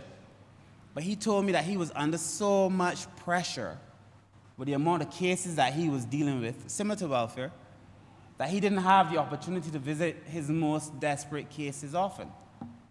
So unless we give the staff at Child Care Board some support by human resources, when we give them all these extra responsibilities, sir, it's going to be very difficult for them to be able to do their job. And sir, that is going to be critically important. And we've listed out a whole set of things, sir. I mean, there's so many grounds for intervention. And all of these grounds, I should say, meet with international standards. But they also meet with Barbadian standards. I would advise people, some people will run to the press and say that we've done this or that we've done that. Take a read of the bill. Go and take a read of the bill. Read in particular Section 5 if you don't have time to read all other parts of the bill, and just see what it is that we are trying to do. If you have a chance, look at between 32 and 50, where all the care orders are listed, to see that what we are trying desperately to keep families together. And look and see what we're saying the Child Care Board must be able to do, sir. So Section 24, sir, Section 9, sir, speaks to the participatory role, but I've said that. Section 24 to 27 speaks about mandatory reporting. It lays it out very clearly, sir. Section 24 lists the duty bearers. Sir, if you're not sure that you, by virtue of this legislation, now have to report a case that you may think, in your opinion, might be as a result of child abuse, because we're not asking anybody to go and look at somebody and say you've been abused. That's not what the legislation says. But it has to be that in your professional judgment, you think something is wrong with this child, and that the professionals, the Child Protection Authority, should get involved and investigate and see if indeed this child has been abused. If you look, sir, between 24 to 27, it will tell you, sir, if you are one of these persons for whom mandatory reporting relate. If you are a doctor that comes into contact with some of this information, sir, you are a person, sir, who goes through cell phones. You know, they don't do it as much now, but you'd have to take your mobile phone to a man who would take your information, put it on his computer, fix your phone, and then put your information back on your phone. Now, that man got all your information. Many people like to take all kinds of selfies and other things. But if you are that man, and you see a child in a position that is clearly a case where that child is being abused, then you also have a responsibility to be able to report it, sir. So the people who are due to report, sir, it is listed, sir. Subsection 2 states that it is guilty of that same section, Section 24, that a person is guilty of an offense and is liable on summary conviction to a fine of $20,000 or to a term of imprisonment of 2 years or both if they fail to comply. So if you're one of those persons for whom mandatory reporting applies, and you see something and you fail in the investigation, you fail to report it, then you could potentially be liable under summary conviction. And a person, sir, this is very important, I made it earlier, but this is where it is written. A person who makes a report in good faith that turns out not to be true is not liable to prosecution. So if you, in good faith, make a report, so because we're trying to protect the children, I remember a conversation that we had very recently, all of us, where the question was raised, what happens in the case where a report is done and it damages the person? And we said, sir, that you have to uphold, sir, the child, what is in the best interest of the child. And what is it that we are trying to solve, sir? What is the mischief? And so if you make a report, sir, I am encouraging people now, sir, who are duty bearers, to make such a report. If they do so in good faith, the law protects them. However, a person who makes a false report or provides false or misleading information is liable on summary conviction to a fine of $10,000 or to a term of imprisonment of 1 year or both. Sir, if you look at the current pieces of legislation, I don't even have them now, but you look at the fines that were available, in the current legislation, they're a joke. They're a joke. $500, in some cases $44. Like, these fines are a joke. And why are they a joke? Because the legislation is old. And that nobody has taken the time, sir, to go through very thoroughly what the legislation says and to make, sir, try to right a wrong. This bill, sir, will right a wrong. So it says very clearly, sir, that that person is liable on summary conviction to a fine of $10,000 or to a term of imprisonment of 1 year or both. So don't risk. Don't try to damage a person because you're trying to damage a person. Don't risk. Don't go and cast aspersions on a man's character because you're trying to cast aspersions. Do not risk. Because at the end of the day, sir, Barbados is so small. And the point was made, sir, while we were having this conversation, that when a man's character is stained in Barbados, it is almost impossible to get it unstained. When somebody says something about you, sir, it's very difficult. I mean, a man like go a lie, that thing's going around the country. In quick time, you let go of the lie, and then you see forwarded many times. It comes back forwarded many times. It gone all over Barbados, forwarded many times. You sit down and you do a response and nobody is forwarding your message. Nobody is interested in that. People are interested in the salacious. But I'm telling you that if you go, sir, and you malign a man or a woman, and I say man, sir, even though in these gender-sensitive times, that's probably not appropriate, but I meant it to cover both. But if you malign a man or a woman or anybody, sir, with a false accusation, sir, the bill addresses that very clearly, sir. We've set out the protocol, sir, and I know the director and the child care board now must sit with the different agencies and work out the protocols for reporting. Because when we met with the police, they made it clear that they had some issues in terms of how would these work. The nurses also, sir. So in subsidiary legislation, we're going to bring the protocols. But that we have to sit down and iron out the protocols by which this mandatory reporting should occur, sir.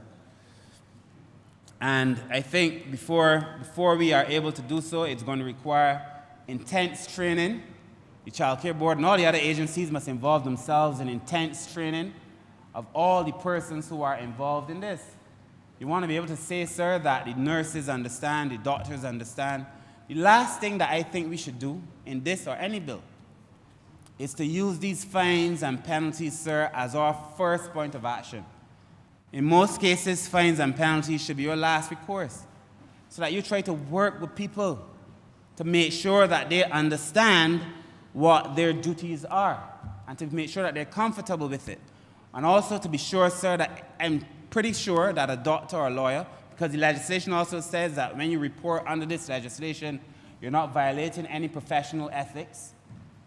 But they would be disheartened if they report something and it is said that the doctor says so or that the body says so, and then it's all over the place. And then that doctor loses the doctor's credibility. So we have to protect our professionals too, so that the professionalism, the immunity is going to be important, the confidentiality is going to be important, that protocol, Director, but that protocol, sir, is very important. And that has to be one of the priorities now of the Child Protection Agency or the board. Because, sir, we want professionals to feel comfortable reporting, sir. In many places, sir, a child goes to a doctor with a broken hand. The first person they call is the Child Protection Agency. That's standard. You have to explain if it was an accident or if it was not an accident. And you allow the professionals to be able to make that assessment. Because at the end of the day, sir, it is the professionals who will determine whether it is abuse or not, sir. We have, sir, listed a whole set of things, sir, and we've said that in the legislation that nobody could imitate, personate, or any of those things, sir, the persons in the Child Protection Agency, sir. But the Section 28 mandates the director to conduct an investigation and assessment. You have to go in. Once this thing is reported, sir, they don't have a choice. And there are timelines set in the legislation by which the Child Protection Agency must report. Somebody says, especially in their professional capacity, that a child may be abused, but at whatever the circumstances, it causes them some concern. They have to go in, they have to do an intervention, sir. The request for the intervention is detailed under Section 23. And then they have to go in and they have to do that investigation.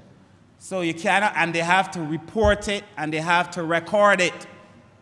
Because there are people in this country who say that they go to the child care board and that they make a report and that they don't know what happens with the report. It cannot work. If a report has been made to the child care board under this new legislation in protecting the best interests of the child, they have to investigate and they have to do a report. And it improves the transparency, the accountability, sir, and the best interest of the child. So this best interest principle doesn't just apply to people outside of the new Child Protection Agency. The best interest of the child applies to the Child Protection Agency too. They have to put themselves in a position, sir, where they can report on what are the issues as a result of that report, sir. Many teachers would tell you that they feel a sense of discomfort. They don't know sometimes who to call. Teachers have said during our consultation that they've called people, got no response, nobody came. And teachers, sir, are going to be like the first responders because teachers often see abuse before other people. The child care board staff will tell you that during COVID, they did not get the same level of reports because school was out. In fact, I remember a conversation with the current deputy director who said to me that when the school is out, that we're likely to get more reports. And true to form, when school came back in, more reports. The children will go to school, sir, and they will talk to their friends. A child who is normally engaging in class may not engage in class. A child, sir, may come to class limping, bruised. Teachers see. All of a sudden, the child's head is on the desk at the child in the case that I spoke of. Teachers know. But you cannot ask a teacher to do this, and then you jeopardize that teacher too. Because teachers have I have so much respect for teachers. So much respect for teachers. I have so much respect for my staff. And everybody is busy. But at the end of the day, sir, this legislation is child protection. And so we have to make sure that the teachers are in a position to be able to report this abuse, sir, in a way that is safe, that does not violate trust. If you go and you report child abuse to a teacher, and you hear mom, all of a sudden it's all over the street that mom reported on such and such, which other child going to that teacher? Because then you violate those people that we list as duty bearers. We have a responsibility, sir, to be able to protect all of those children. So the responsibility for reporting, recording, and getting back to the people is on the Child Protection Authority, sir. That's going to be very important, sir. This bill speaks of emergency removal. I remember during the conversations that we were having, sir, one of the things that was perhaps the most contentious was whether the Child Care Board or the Child Protection Authority should have the responsibility to go in and remove a child in an emergency situation without going to court. You would be surprised, sir, of the amount of conversations that we had on this one alone. In fact, sir, the public will hear me talking about this and think that we just get here, you know. Every single line in this legislation was subjected to all kinds of scrutiny. But that particular piece of legislation, sir, section in the legislation, had so much conversation. You know, this is emergency powers, sir. I remember a conversation, sir, with the Honourable Member for St. Michael Central, who told me at his time as a social worker, he remembered a case, sir, where he visited a client, sir, and the mother was, you know, hanging the child on something or something to that effect, like a real case of abuse. I had to remove the child immediately. There are cases, sir, where you don't have time to run to the court. You don't have time to go and say, I need a court order. By the time you come back, the child is either badly damaged or that the child is dead. And this legislation, so we fought for this particular piece because I know it made some people uncomfortable. And the reason I think is because some people still don't have the necessary trust in the child protection agencies. And all that we've done here in the best interest of the child's participation is all about accountability and transparency. There has to be a new ethos. There has to be a new way of doing business, sir. We have to be able to hold ourselves up, sir, as champions of children. And that, sir, is going to be important. But in this legislation, sir, in this case, on emergency removal on Section 31, even though the director has the power to remove a child without the authority The legislation says that the director must, within 24 hours, these are strict timelines, apply to the court for an order. So after you remove the child, your duties don't stand in there, go to court and get the necessary order. But that you have the authority to act and to act within the ambit of the law. Sir, at the end of the day, sir, this is an improvement from the prior practice, and it continues to allow the director to act with haste in urgent circumstances, sir. Because some social workers would and some social workers wouldn't. You know, unless they're very, very clear, sir. We also spoke about the police, and that you would go, sir. There was also a discussion we had as to whether the law should say you can only remove a child with the police. And, sir, this was a serious conversation. And now the law allows you to remove that child with or without the police. And, of course, when we met with the police, sir, it was because the officers often find, if you're going to removing a child from a household, sir, I don't blame the officers, because if you're going to remove a child from a household, you could bat a mother, a father, a brother, a dog. I mean, people got to stop that thing too. All those who work in social work agencies, many officers of the child care board will tell you, people used to let go of dogs. You see the officer come in, you release your dog. All kind of things on people who are executing their duties. This legislation protects the officers too. But at the end of the day, sir, it is going to be important, sir, that when we remove a child, that we remove a child safely. So when we met with the police officers, sir, we discussed it, and the police have said that once we give them the necessary training, we build that relationship, sir, they're willing to work with the Child Care Board. They're willing to work with the Child Protection Agency. I commend the police officers, sir. I commend the Royal Barbados, not sorry, is this a Royal? The Barbados Police Service,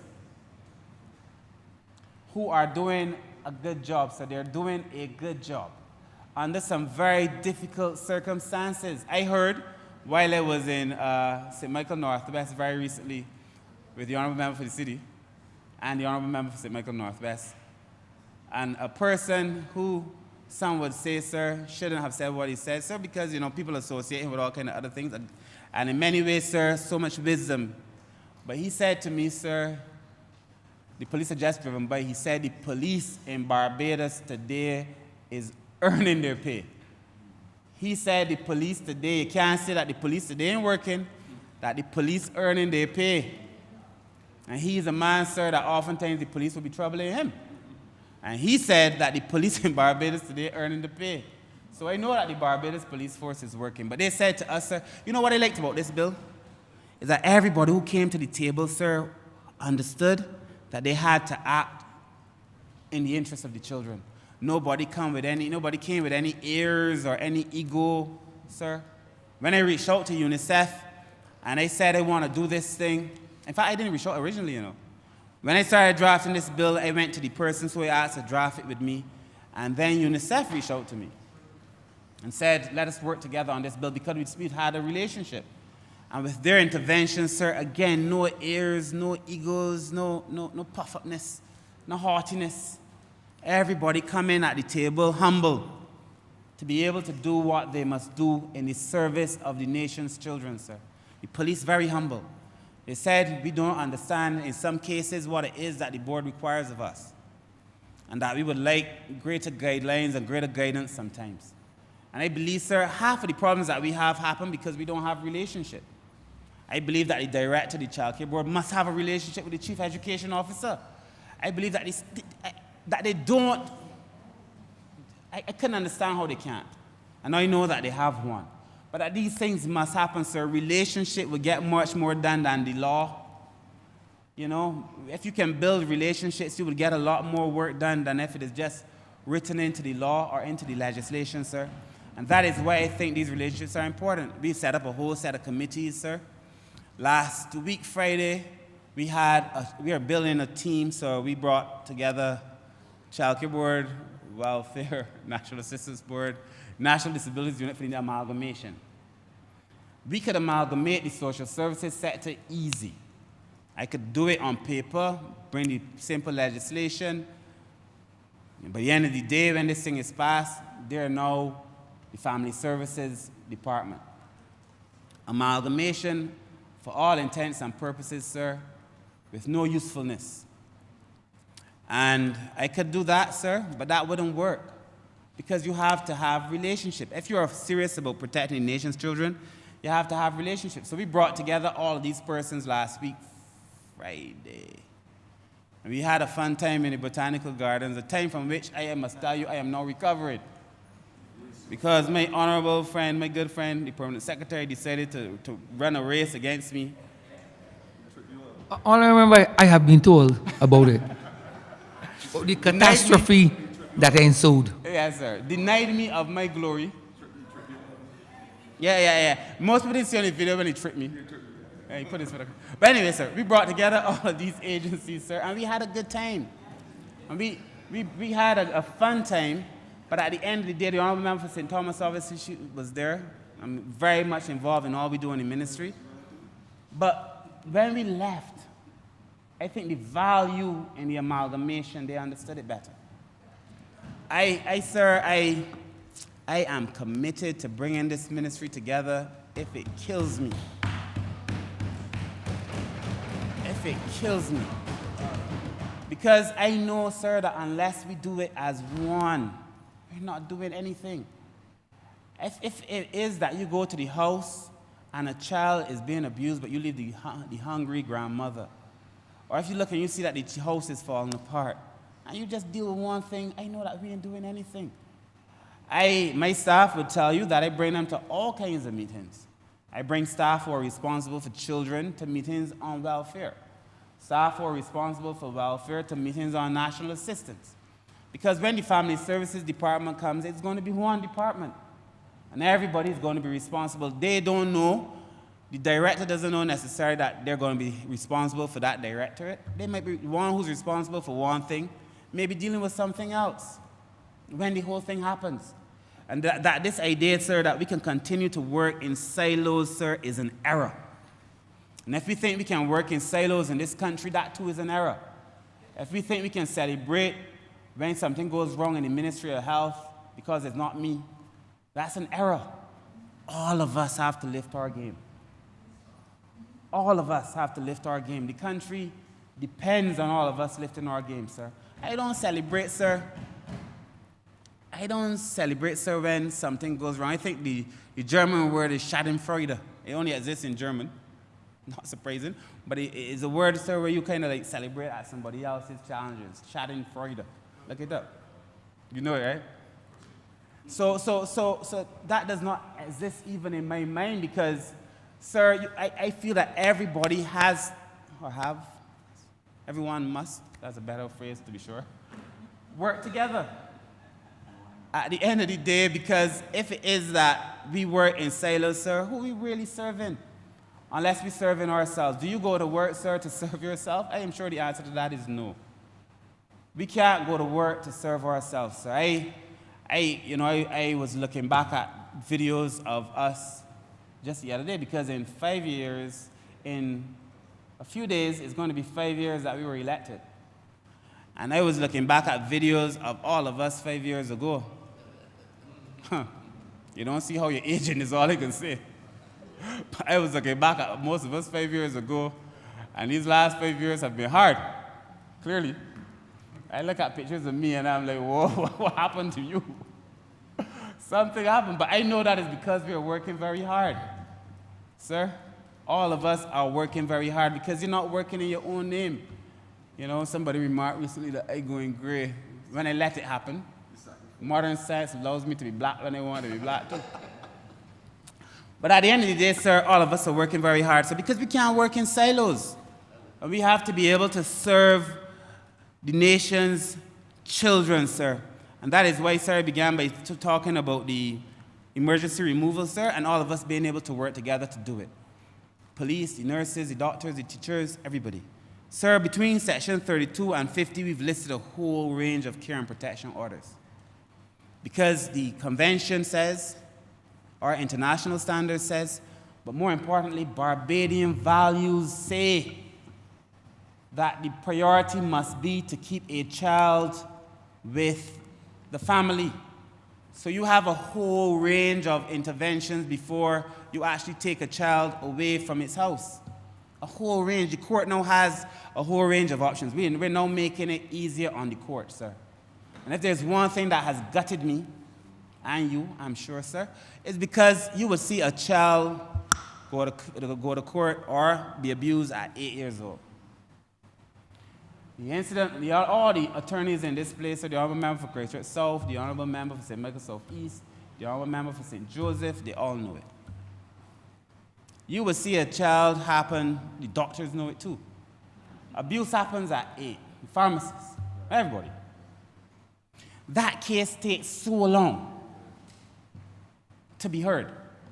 A judge called me one day after he heard me say this, sir, and said to me that up to now there is a particular case that haunts him because when this child turned 18, it still had not been settled and it occurred 10 years prior.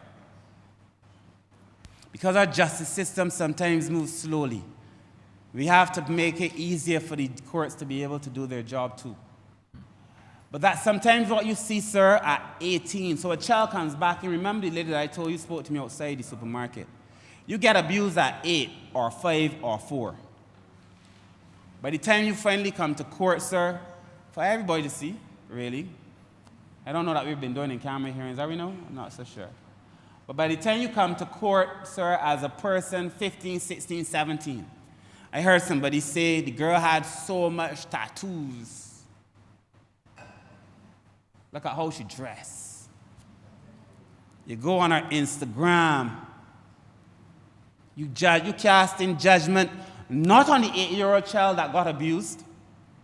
You are casting judgment on what you perceive to be the person who is 16, 17, 18, who is standing before you, sir, as a manifestation of all of the horrors that they had to endure, of a system that has failed them. Because there's no way 10 years later that case should be unresolved, sir. And then they have to go and tell that story. And many people can't deal with it. And, sir, they don't see the victim. And I'm saying to you, sir, I'm saying to Barbados through you, sir, sorry, that at the end of the day, sir, what haunts me is not that we see the child as whatever we see the child as, sir, but what it is that we are carrying that allow us to think that way about other people. You see somebody, you cast judgment on them immediately. Some of the most intelligent people I know never went to university yet. Ain't got a degree to the name. Will never speak in this place. Some of the most intelligent people I know are being judged by people who have those degrees. Who cannot, sir, look objectively on situations, sir, and say that this person deserves X or X. That is the society that we've created. And I'm not frowning on people who have degrees because they went to school, of course. Everybody wants better for themselves, but that should not become the tool that we use to gauge whether a person has value or not. You see a child who you know has been abused, because the child is there for an abuse case. And you cast your own judgments on the child because the child has not come out, sir, in the way that we've been told the child should behave. When that child was abused, sir, and the system has failed that child, this legislation, sir, will try its best to make sure that that does not happen. And I know the Honourable Member for St. Joseph is doing what he must with the courts to make sure that does not happen. That is why we must all work together, sir. I fear that in the current iteration and manifestation of what we have, that children who are abused, sir, who are victims, are made to feel as if they're guilty of something, so you blame the victim for being the victim. That is not child protection. That is not putting the rights of the child first. That is not who we are, sir. And that is why this legislation must come before this House, sir, and deal with these very serious issues. And, sir, between section 37 to 39, sir, we discussed these care plans. What should a social worker do to make sure that the child has the benefit of the best of a society, sir? In current thinking, I think if a child goes before government industrial schools, they have a minimum now of 3 years, I think. And we are saying in our legislation, if you have to go to a secure treatment facility, and I want to make this very clear, the secure treatment facility is not a punishment. Okay, you're not going to go to the secure treatment facility in this legislation to punish anybody. It's about care and protection. It's listed in Section 5. so that if it is in the estimation of the director of the Child Protection Agency or authority that this child needs care and protection by virtue of their own examination, then that child, if the circumstances allow, could benefit from being in a secure treatment facility. It is not we are not creating another version of government industrial schools. It is not a case where a child is being punished. In fact, this is a case where a child is being helped. That we determine that this child could benefit from that, sir, but based on the interactions, based on the conversation, based on conversations with the child, too. And that you can go to a secure treatment facility, sir, to be helped. Because we know, sir, that there are some children, sir, who should not be in, let me say dogs casually, but who should not be in government industrial schools. And we know that there are some children, sir, who should not be put in the child care board, too. Because sometimes the court sends children to the child care board because that's the facility that exists. But they shouldn't be there either. They need something else. And this is that middle ground, sir. But it is in this legislation because it is not about child justice. It is about care and protection of the child. So that when you are going to a secure treatment facility, you're not going there because you've done something wrong. I want to make it very clear. You're not punishing anybody. You go to a secure treatment facility because that is what we believe is the best place to help you. And only in circumstances where the director has made that her judgment, not me, not a mother who fears that her child has suddenly started seeing a boy, as they did when I was young, and say, you got to go to Somerville. This is not that. That the director in her assessment must determine that she thinks it is in the best interest of the child to have the benefit of a secure treatment facility.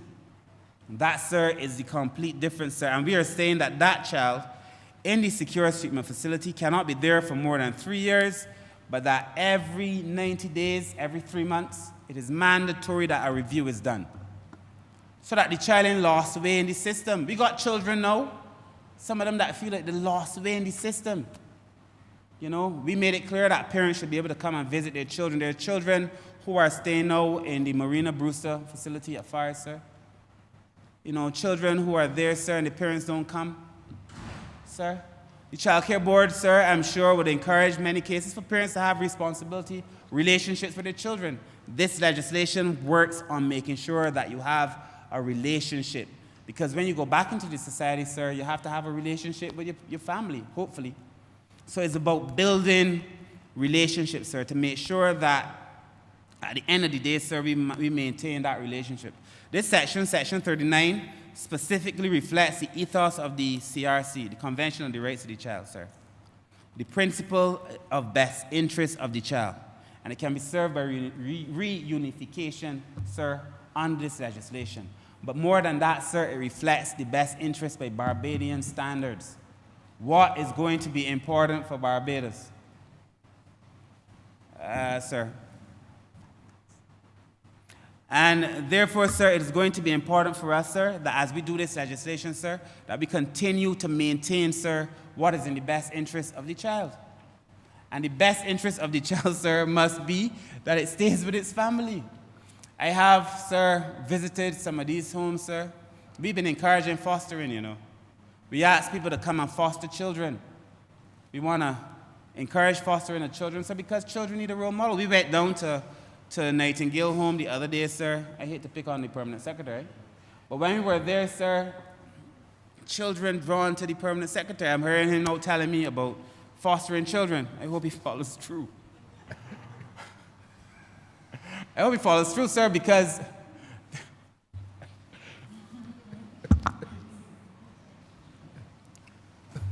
I think he would be a good mentor, is all I would say, sir. I think he would be a good mentor for children. But I think there are many men in Barbados who would be good mentors for children. Of course, you have to make sure that you do your filtering, because some people want to pop up. You know, pedophiles know where to find children, play parks, foster system, that kind of thing. So you have to make the 1,000 Family program that we're about to launch. People, you know, they know where to find children. And so we have to make sure that we do the necessary filtering to make sure we could filter out people who come in to able to feed their harmful desires, sir. But is it in the best interest of the child, sir? So that every 90 days, sir, a review. So that nobody is lost away in the system, sir. And that is going to be very, very important, sir. Our supervision order allows in the New Child Protection Agency that situation to occur. And it currently now allows, sir, it would allow for the Child Care Board staff, the Child Protection Agency staff, to visit the home of the child and to have regular visits. You see this on TV all the time. On TV, when you have a child protection thing, you see the officer going to the household and having regular visits and doing reports and monitoring the child, sir. We put this into this legislation, sir. This is a progressive approach, and it fosters family reunification, sir, and it embodies the child's right to family. And it maintains, sir, the court, allows the court still to manage the circumstances. So we do both. This is a win-win, sir. A win-win-win. It's a win for the court, it's a win for the system, but it really is a win for the family, and it is a win for the children. It is the most progressive piece of legislation for children, sir. And when this is done, sir, we will find ourselves in a position, sir, where we can better serve our children. The custody care order, sir, on the other hand, is delineated under Section 42, and it allows, sir, it arises where there is no likelihood of family reunification. Like, you've tried everything. You've tried everything. And there's no possibility that you can reunify this family, then the law would be such that the authority must act to place the child in the custody of that same authority. But only after you've gone through these processes. This is not a willy-nilly piece of legislation, sir. This is serious legislation, sir, that protects the children. And also it prevents that whole idea that you could languish in care forever. Because at the end of the day, they must submit that care plan and always ask what is in the best interest of the children, sir. So that this legislation, sir, would make sure that even though a child is in custody, sir, that at the end of the day, sir, when you have drawn up what they call a permanency plan, because everything now is about a plan. The Child Care Board cannot act freely. They don't have the right to just go and do what they want to do, because everybody has to be held responsible.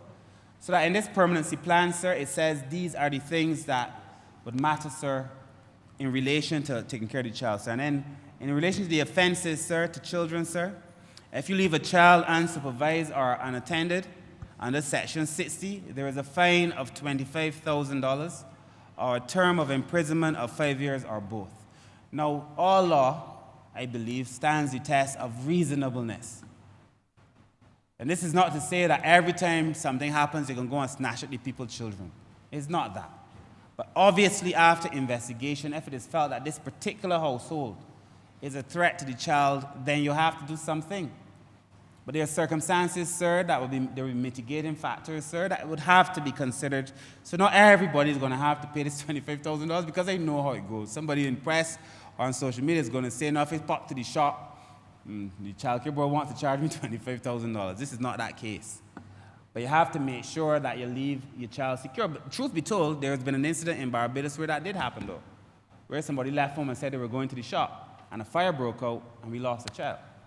So, of course, there have to be circumstances, sir, where you have to make sure that everything is done in the best interest of the child. And then, of course, we speak to cruelty to children, sir, and this, sir, is perhaps one of the more important things in this bill.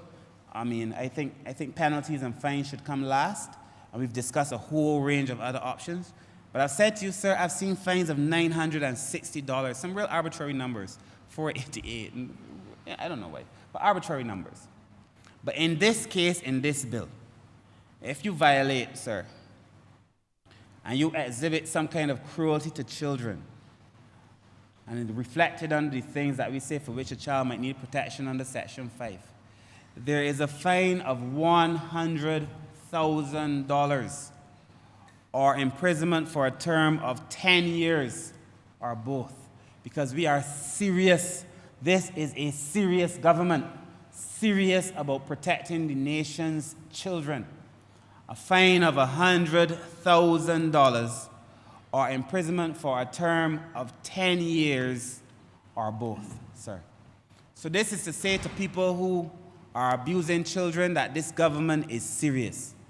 we are all serious about advancing legislation, sir, that protects the children, sir. And I believe, sir, you know, this sounds very cliche, but it's only cliche because its simple truth lends to its easy repetition.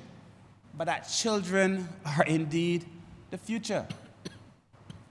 And that if we continue to do things to damage our children, then invariably what we are doing are things to damage our future. I have now lived long enough. The Bible says, sir, I was young and now I'm old, and I've never seen the righteous forsaken or his seed out begging bread. I was young and now I'm old. But I also know, sir, that, you know, life is a wheel. Life is a wheel. I watch my mother now. I hope she's not listening to this part, but I watch my mother now as she gets older, sir, slower, moving slower. Eventually, children become adults, you know. And the same parents and the same guardians who abuse their children are going to have to rely on some of those children. So if you don't want to do it because it's the right thing to do it in your own self-interest then. Because at the end of the day, sir, children eventually will be the persons who have to take care of them. I had a conversation recently, sir, with a lady, sir, a professional lady, and she told me that she and her mother, they have no relationship at all. This is a professional woman. People would cast judgment on her because she has no relationship with her mother. She's a horrible woman, they would say. But she told me that when she was a child, she was abused. And she knows that her mother knows, and she cannot even bring herself to look at her mother. There's a woman known across Barbados. It's a popular person, sir. So that you see these things, sir, you do not know what is going on in somebody else's mind, but I do know that eventually the people that we take advantage of might be the very persons that we have to lean upon. I know that. I had I saw a picture this morning of an honorable member showing some love to her mom this morning. But I also remember when that honorable member's mom was taking care of her daily. And that is the way the cycle of life goes. And that we cannot take it for granted that we who are at a certain point in our life will be always at this point in our life. If we want this society to work, because I also have responsibility for the elderly, you know. When I watch people who get older say that the children aren't taking care of them, I have to ask myself what it is that happened with the children. Because these things come back. And life is a cycle, sir. At the end of the day, sir, even as it relates to children who have disabilities, sir, there is at the Nightingale Village facility, we have children there who were there when you were there, actually. They're no longer children. They're the children in terms of their cognitive capacity, some of them, and some because they're physically disabled, and no one wants to claim them.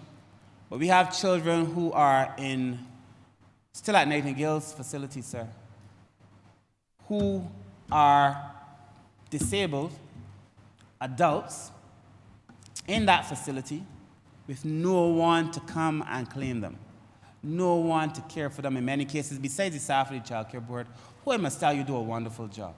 I couldn't talk about the Nightingale facility, though, and not talk about the Barbados Children's Trust that spent millions of dollars, sir. I think everyone in this parliament needs to thank them because they spent millions of dollars to repair that facility to the point where the Nightingale facility is a first-class facility in Barbados to house our children. And I thank the Barbados Children's Trust for the work that they would have done, sir. But if you go there, you see adults, sir, still there. Because disabled children still are not getting a good deal. So that for everything that I mentioned that affects children, it affects persons with disabilities twofold, threefold, and so on, sir. We have a lot of work to do in this country.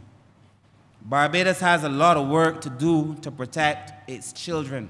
So that when we offer a fine of $100,000, sir, it should be $1 million. It should be $1 million. Because I know, sir, that when a child is abused, sir, you cheat that child of its life. For real.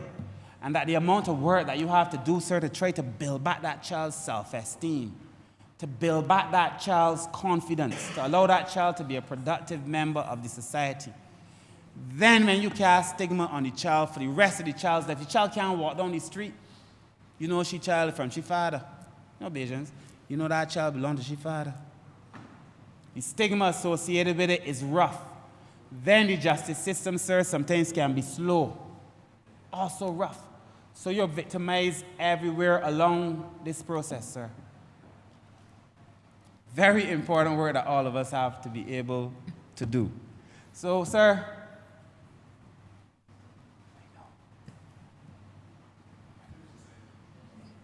okay, sir. So, sir, you know that at some point we're going to be sending this bill, sir, to a select committee, sir. But these things are so important that they need to be ventilated this morning, sir. And I trust, sir, that all the work that is being done, sir, that's listed in this bill, sir, will serve only to protect the nation's children, sir, and we are committed to all of it, sir. Honourable Leader, Government Business. Thank you, Mr. Speaker. I beg to move that this bill be postponed and for further consideration. Seconded. The question is that this bill be postponed for further consideration. All those honourable members in favor, please say aye. Those against, please say no. The meeting, the ayes have it. This bill is postponed for further consideration. Honourable Leader, Government Business. Thank you, Mr. Speaker. I therefore beg to move the suspension of the House until 1:45 p.m. today. The question is that this honourable chamber be suspended until 1:45 p.m. All those honourable members in favor, please say aye. Those against, please say no. Meeting, the ayes have it. This honourable chamber stands suspended until 1:45 p.m.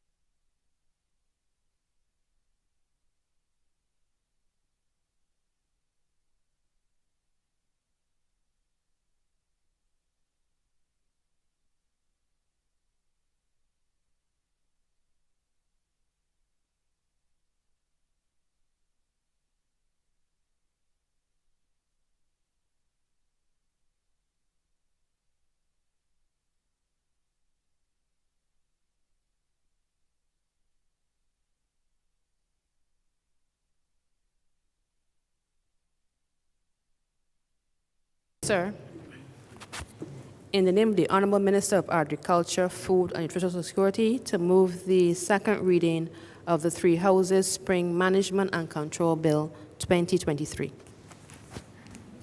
Honourable Member for St. Philip South. Mr. Speaker, I thank you, and I wish to thank all members of this honorable chamber for allowing me to draw on their time as I seek to give you 4, possibly 5 hours of presentation on what has transpired at Three Houses Spring and River Plantation. But if I may be so minded that we all have busy schedules, that time can very well be reduced to an hour and a half or 2.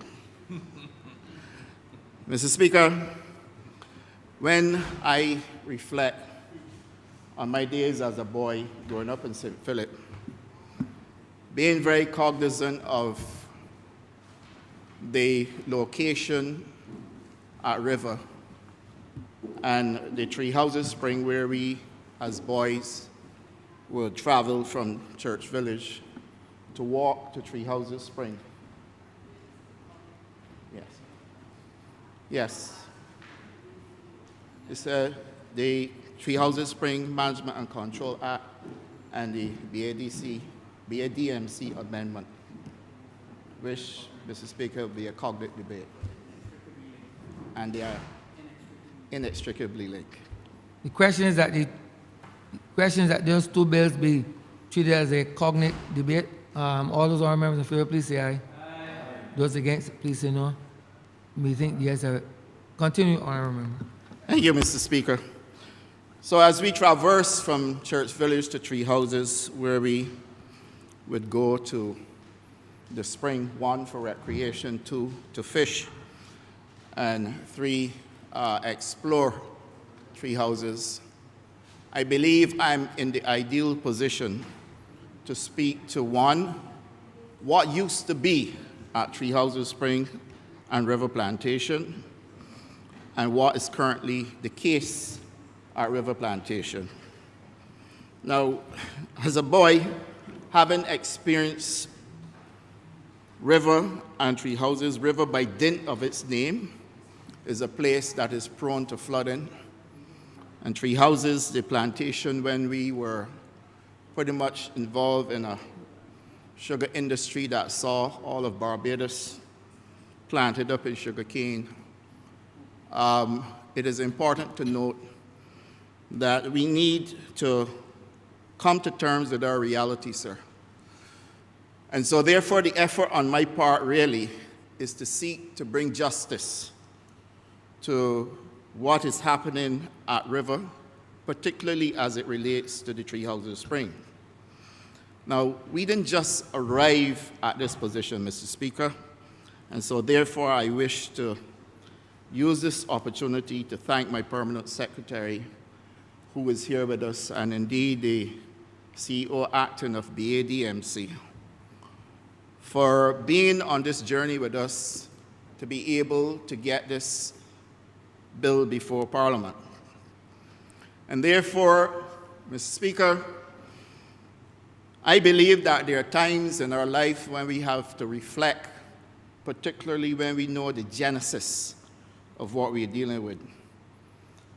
And when I search my soul to determine what it is that I can use as an anchor for where I stand on this issue, I referred to Drummond.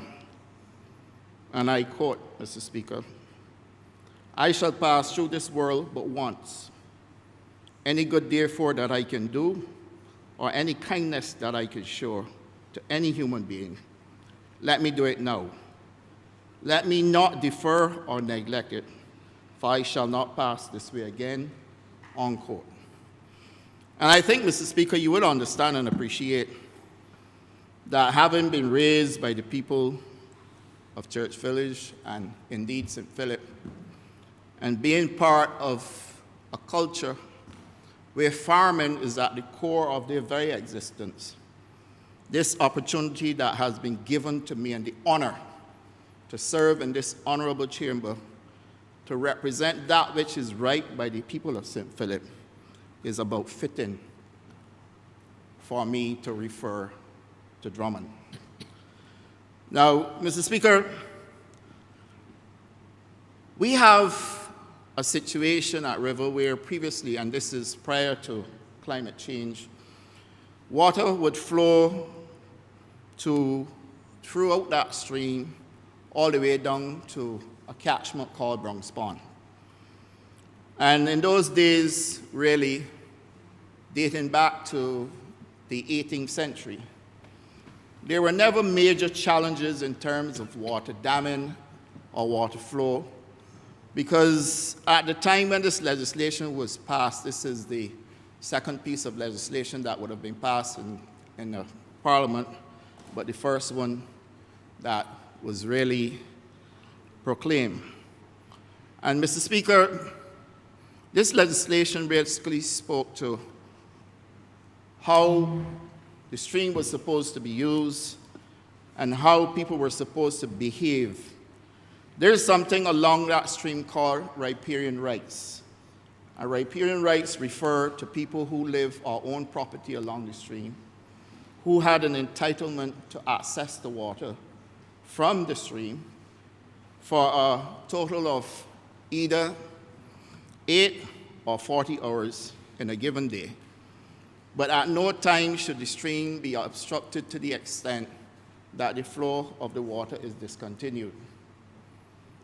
And therefore, farming along that area, particularly livestock farming, was allowed and without any restrictions for access to water. At the time, the legislation also allowed for commissioners to be appointed and magistrate police to be appointed to manage the functioning of the stream. Those days, sir, are over. We have no such arrangement in place, and therefore you would find that what obtains now at River will be that those people, the riparian owners, still have access to the water. The farmers upstream still have access to the water, and those downstream may or may not get water, depending on the time of the year. And you will be fully aware that at this time of the year where we are going through the drought period, and with the vicissitudes of climate change, you would find that the flow in itself is less. Because of the constant clearing of the stream, it has expanded the stream. And then, on top of all of that, sir, the upstream farmers would seek to create dams within the stream. So what would happen is that the stream has a natural flow. You bring a piece of heavy equipment, you dig out a catchment area, sometimes 6 feet, sometimes 8 feet, 10 feet. That water first has to flow into that catchment area before it can overflow and continue its natural course. And then, were that not bad enough, sir, you also have a situation where private owners would seek to create their own dams for purposes of recreation and other things. Now, Mr. Speaker, obviously, when we were in good times, when we had a stronger flow coming down the stream, this may not have posed a major threat to the existence of the farmers in the area. But as time went by and we started to battle with climate change, things changed. Now, Mr. Speaker, I recall seeing repeatedly in the press farmers at River and St. Philip complaining about access to water for farming.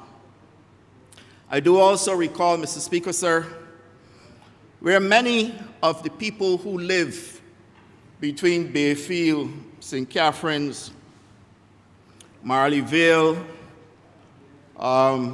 Bushy Park, Vineyard, and Sanford would from time to time complain that something must have gone radically wrong for the stream to slow down the way it did and for the farmers downstream to be impacted the way they are impacted. This, of course, carried on for decades. We know that this act dates back to over 300 years. And I heard the Honourable member for St. Michael South speaking about dated legislation. But I'm yet to find peace on our books that can be as dated as this one. And I think that we really need to do right by the people of Barbados. And so the type of work that we had to put in to make this legislation relevant to contemporary existence, sir, was absolutely necessary. The dated legislation spoke to fines and pounds or pence. It spoke to commissioners and police magistrates and those types of things which are practically non-existent now. And sir, as a man lettered in law, were you to read that legislation, you would have to take a breath and wonder where they were going without full stops and commas and colons and those types of things. And really and truly, interpretation of law at that time must have been very difficult because the subjective nature of it, especially given the way the language was constructed, could have led to many different interpretations. And that's why the importance of punctuation in law is necessary. Now, I'm not lettered in law, but I feel that from what I've seen, particularly as a businessman, and what I've had to deal with, it makes perfect sense to me that interpretation is important. And so there was no suitable fit, Mr. Speaker, for that type of legislation at all in our current existence. And therefore, we engaged a consultant, one of Barbados's finest, and I know that I shouldn't really call the name, but one of Barbados's finest. And we met with the riparian owners along the stream, in addition to all the farmers at River Plantation, well, all those who showed up, because I may very well hear after this, or they didn't talk to me. So all those who showed up, if I am to get my language correct.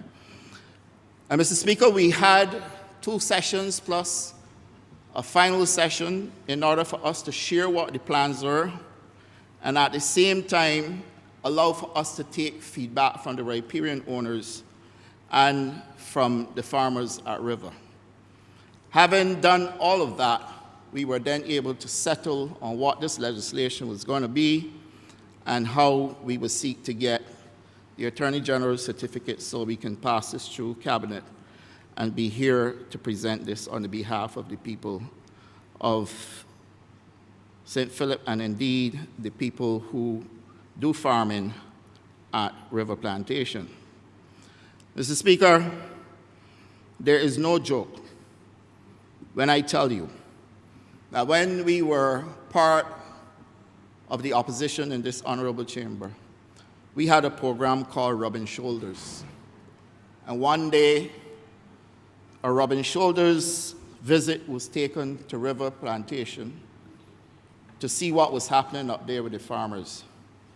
And most of those farmers told us about the way the stream was being blocked, the way the stream was being used for recreational purposes, the way farmers created diversions to the stream, the way pumps were being placed in the stream for prolonged hours, the way the stream was being polluted, sir, and more importantly, the way the farmers downstream were losing their crops because the water wasn't flowing into Bronx Pond.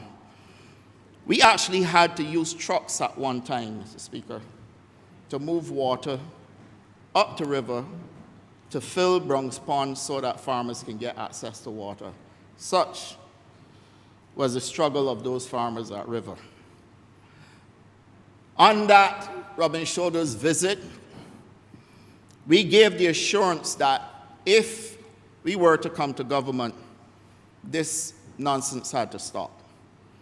We also gave the assurance that what is good for one must be good for the other, and that all of them must be able to exist in harmony with access to the water at Three Houses Spring.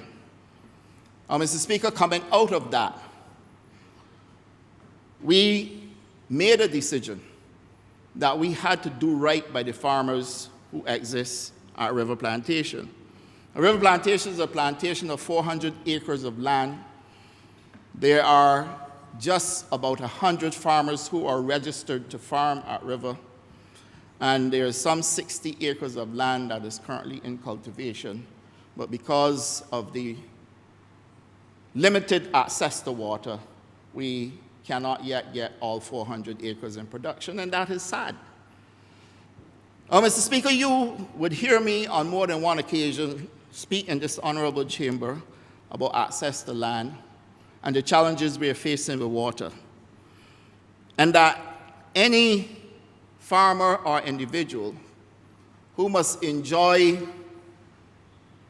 access to water from Three Houses Spring to the disadvantage and detriment or loss of investment of farmers downstream is absolutely wrong. As a matter of fact, there is a simple injustice in all of this. And therefore, we could not sit idly by and watch this situation continue.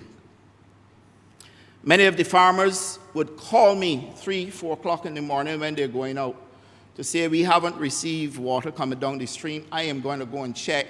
I will do a video and I will send it to you. And I can tell you without fear of contradiction, and I'm not going to call the farmers' names, but they will all go and remove concrete blocks, plywood, pipes, all types of things that were used to block the stream from its natural flow.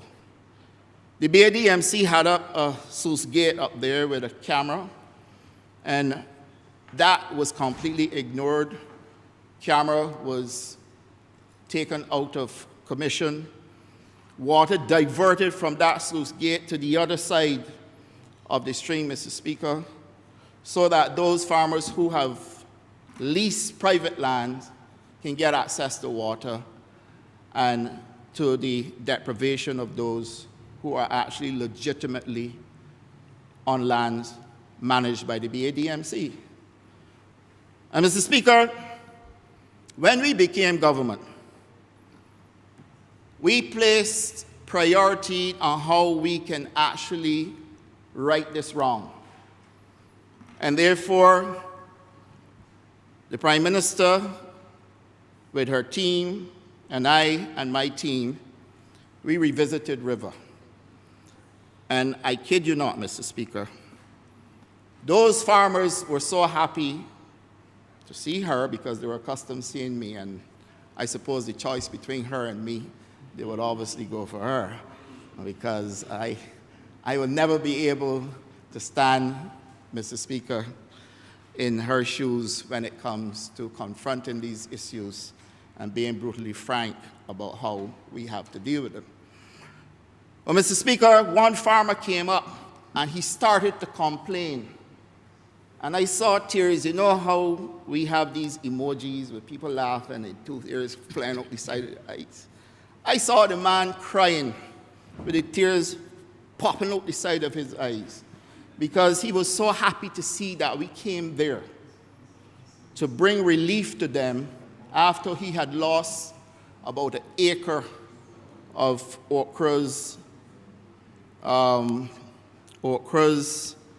pumpkins, etc., during the drought season.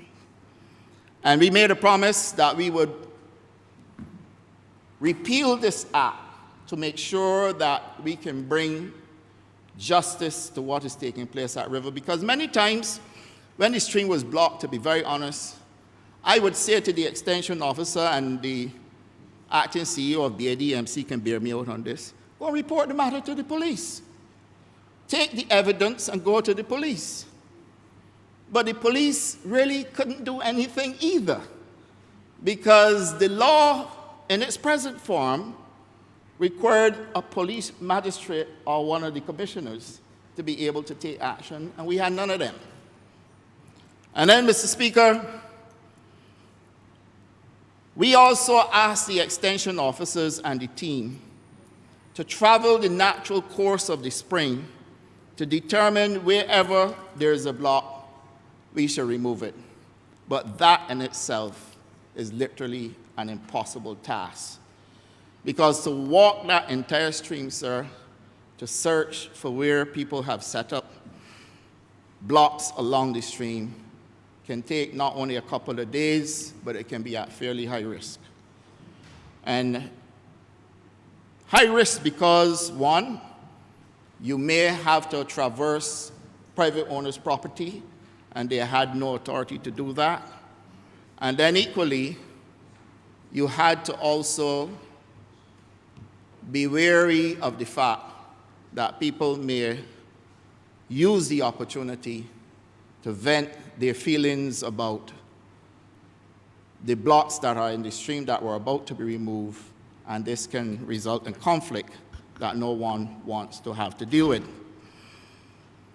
We feel that the way to settle all of this then would have been to come with contemporary legislation, Mr. Speaker, that would allow for everybody to be able to function at River and have an opportunity and a fair chance to maintain their crops and protect the investment that they were putting in. Now, The Ministry of Agriculture, Food and Nutritional Security has a lot of agricultural programs currently going on. If I were to ask anybody what is the biggest challenge that we face in delivering for the farmers in Barbados, I think most people will get it right. I am convinced that 99.9% of the people that we ask will get it right. Because the biggest problem that we face is the same problem that we're currently facing for domestic consumption of water, and that is water for the farmers.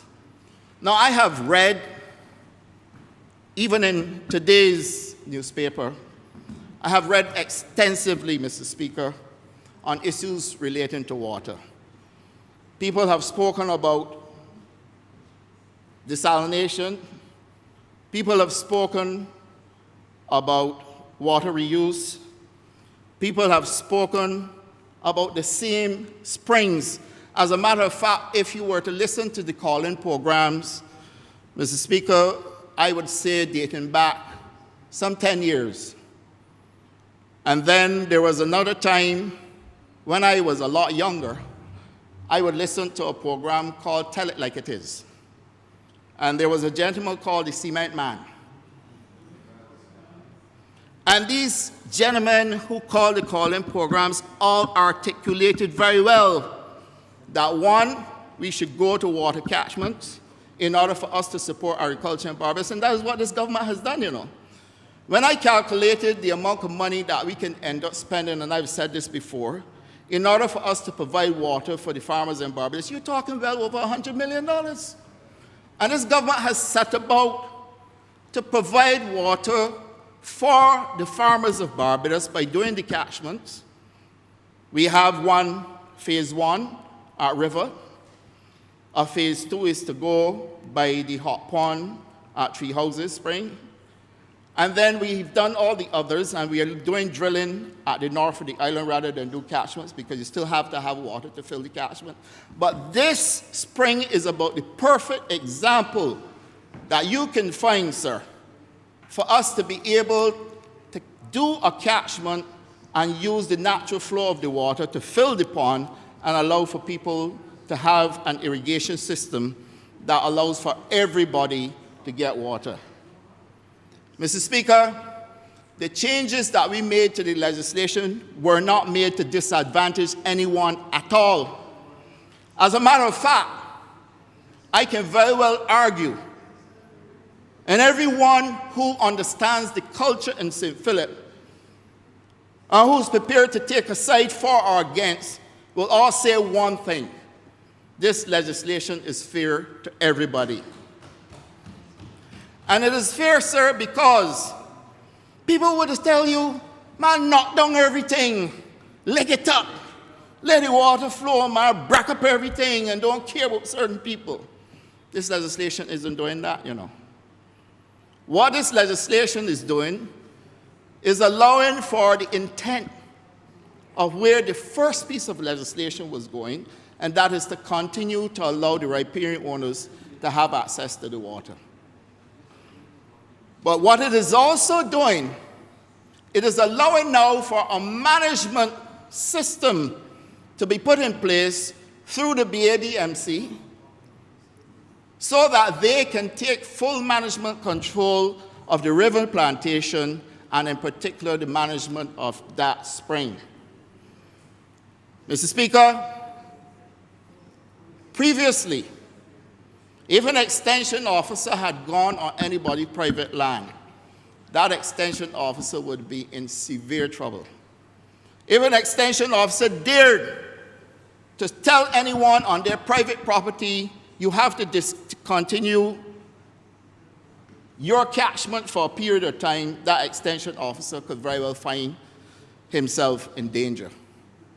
This management program literally allows now for these officers of the BADMC to give 3 days notice and to say, we are coming to see what arrangement you have going on there so that we can make sure that the water can continue to flow down to Browns Pond. Now, Browns Pond, as we know it, in the 1713 legislation was the final point to where that water is supposed to go, so that you can avoid flooding of the area. And I said earlier that the area, by dint of its name, river, was prone to severe flooding. As a matter of fact, some 7 or 8 years ago, the river was so flooded out that people had to use these little dinghies to be able to get through there in order to get to their land. So that is the nature of the place. So that Bronx Pond must be able to collect water. And that's the reason why we expanded it to the extent that it can take 6 million gallons of water, but at the same time use the wells close by in order for the water to flow off into the wells.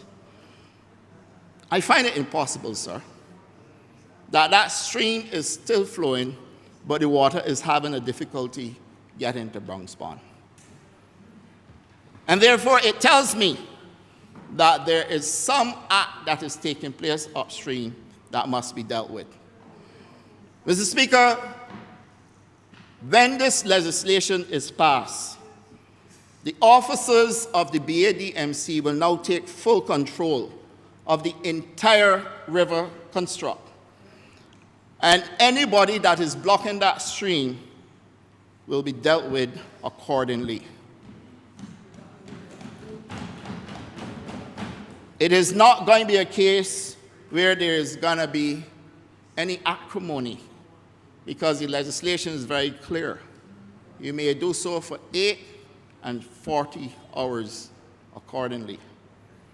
But if you have a permanent structure, Mr. Speaker, sir, one that is there where the water is constantly flowing in on a 24-hour basis, that has to stop, sir. When I looked at the stream, I saw all different sized pipes going in to the natural flow of water. Mr. Speaker, you don't have pipes in the natural flow of a stream or a river or of a spring. The fact that we can have 8-inch pipes going through a tunnel and under a bridge to divert the water from the stream is wrong. And whilst I may agree that perhaps in order to allow an owner along the stream to have access to catchments for the water, that arrangement now has to be settled by the BADMC and the engineers to determine what size pipes can be used. And they must make sure that all times they are doing right by the people, because the legislation also allows for compensation. So that if an officer takes it upon himself to be rude or feel that he must be hostile and he damages the people's property or their crop, there are consequences. So nobody can tell me when I walk away from here, or tell the honourable member for St. Philip North when she passes through, man, you all didn't do right by me because now all of a sudden we want to put this thing in place where we can't block the water. Well, you can't block the water because you're not supposed to block the water. And all of the farmers, those from St. Philip North, St. John, St. George, some from Christchurch, those from my constituency, sir, will now have access to water through an irrigation system that is going to be put in place by the BADMC. Sir, there will also be the introduction of sluice gates along the stream so that we can control the flow of the water. Now, I know many of you may know, I went to Guyana and I saw a sluice gate in operation. It's a fascinating thing. I also saw it in the Panama Canal as well, where you allow for the water to build up and build up and build up, and then you release, and it goes to the next gate, and you build up and build up, and then you release. It's a fantastic thing. Well, Mr. Speaker, if we are not able to do these things, sir, the day will only come when somebody will decide that they're going to take action and take the law into their hands. And we are not here to allow for that to happen. Now, Mr. Speaker, we were very detailed in how we are going to go about this legislation, and that is why we took the time to meet with the owners and the farmers. And I can assure you, Mr. Speaker, that nothing in this legislation can result in any severe criticism at all. As a matter of fact, I feel that when I go to St. Philip later, I may find myself being an unsung hero, because the amount of people that came to me, businessmen and otherwise, telling me that I must, as Minister of Agriculture, do something about this situation at River. I believe that it is timely, especially in this drought period, sir, especially at a time when we have to ration water, at a time when we are told by the Met Office that we are going to go through this period till possibly July, then I feel that it is timely that we respond. And therefore, this presentation this afternoon, this Honourable Chamber, is nothing but doing right by the people in St. Philip and particularly at River Plantation. Mr. Speaker, the legislation would also have regulations, and the provision of the regulations will be made in order for us to be able to deliver a number of things. One, types, size, and specification of pipes and pumps to be used for the abstraction of water from the spring. The use of water from the spring and the prioritization of its use. The rate of abstraction of water from the spring. The rates and charges for use of water from the spring. The exemption of persons from the payment of rates and charges for the use of water from the spring. And I've already mentioned who those persons are: owners of property where the stream runs through or adjacent. Special rates and charges payable in respect of the use of water and given effect to this bill generally. Now, Mr. Speaker, under the regulations, the minister may make penalties to a maximum of $1,000 or imprisonment for a period of 18 months. The regulations are also subject to negative resolution. Now, Mr. Speaker, I must tell you, and I must let all Barbados know, that there are also consequences for people who are prepared to get in the way, block the BADMC, stop the officers from carrying out their duties, and really and truly seek to prohibit the functioning of the officers. And a person found guilty of undertaking any of the specified activities is liable on summary conviction to a fine of $25,000 or 2 years imprisonment or both. Mr. Speaker, I do recall my officers sharing with me on many occasions the risk that they face in having to work at River and dealing with this water issue. And therefore, I think that what we have done, first of all, and I really want to underscore this because I don't want the wrong message to be conveyed. We didn't sit down and come up on our own with these. It is the owners and farmers who determine with us that these are the types of fines that they want to see. It is the owners along the stream and the farmers who suggested to us that we must stop people from polluting the water and that there must be a system through which the water can be tested. This, Mr. Speaker, is extremely important because coming down that stream into Bronx Pond will be live shrimp. We cannot afford to have the water polluted or contaminated in any way. Mr. Speaker, there's a mechanism for settlement of disputes, and therefore, there will be an oversight committee, mediators, and the possible engagement of the High Court. This is an important requirement that a party who is in dispute must notify the permanent secretary responsible for agriculture in writing of the existence of a dispute in order to commence the process of dispute settlement.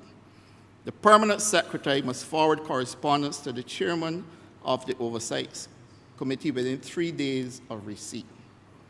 The chairman of the Oversight Committee was agreed to be the general manager of the Barbados Water Authority, given the fact, one, we just agreed to an agricultural water rate.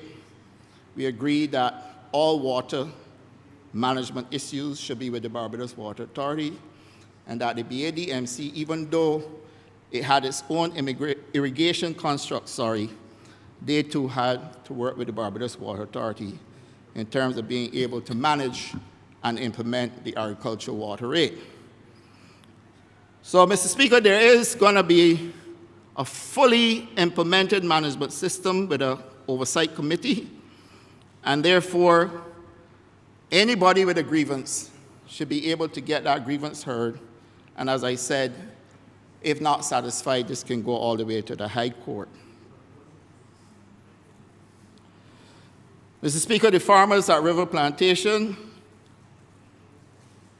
this legislation provides for our BADMC tenants and lessees to extract water from Bounce Pond for irrigation purposes only, subject to the terms and conditions agreed between these persons and the corporation.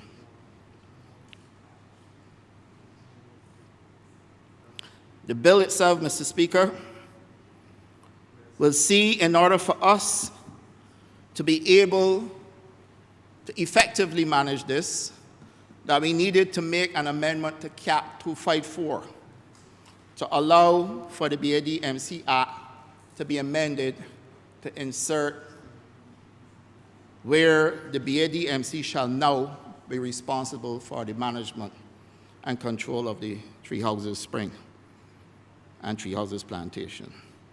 So, Mr. Speaker, if I were to go through now the bill itself, sir, in order to give you a feel for what the bill is and to give all Barbadians a feel for where we are, the objects and reason of the bill is A, the management and control of the spring known as Three Houses Spring; B, the categories of persons entitled to use the spring; C, the role and functions of the Barbados Agricultural Development and Marketing Corporation in respect of management of the spring; the settlement of disputes relating to the use of the spring; the repeal and replacement of the Three Houses Spring Act 1713(1), and all related matters. The first section is the description of Three Houses Spring. The second carries a map of the spring, and the third schedule, refers to the riparian owners.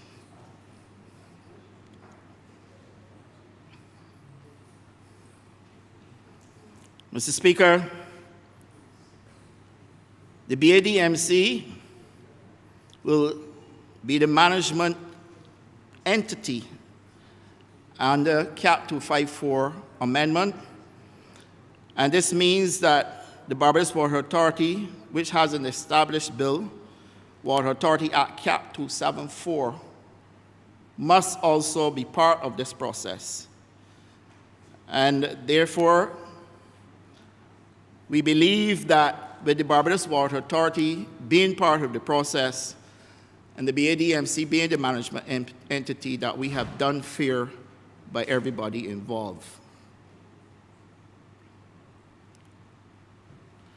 Sir, the role and function of the BADMC shall be maintain the proper alignment of the spring, keep and maintain registers of all persons entitled to abstract and use water from the spring, measure and regulate the flow of water from the spring, and establish the volume of distribution of water to maintain adequate water levels in the spring, regulate the manner in which water may be extracted from the spring and where the BADMC considers it necessary, install sluice gates or similar contrivances or devices to control the volume of flow of water, ensure the regular cleaning of the spring and areas surrounding the spring, transfer water from the spring to such channels, ponds, or reservoirs as may be deemed necessary or expedient, regulate the distribution of water from the spring among the persons entitled to receive and use water, take prompt action to prevent or rectify pollution of the spring, carry out tests to analyze the quality of the water, cause the abatement of any nuisance, and finally, establish water rates for the extraction and use of the water from the spring after consultation with the BWA. Mr. Speaker, there's a caveat. In the case of emergencies, there's an exception, sir. Where the BADMC is satisfied that the spring is in danger of its water being depleted or that there is an imminent threat to the spring, the BADMC may do all necessary to protect and preserve the spring.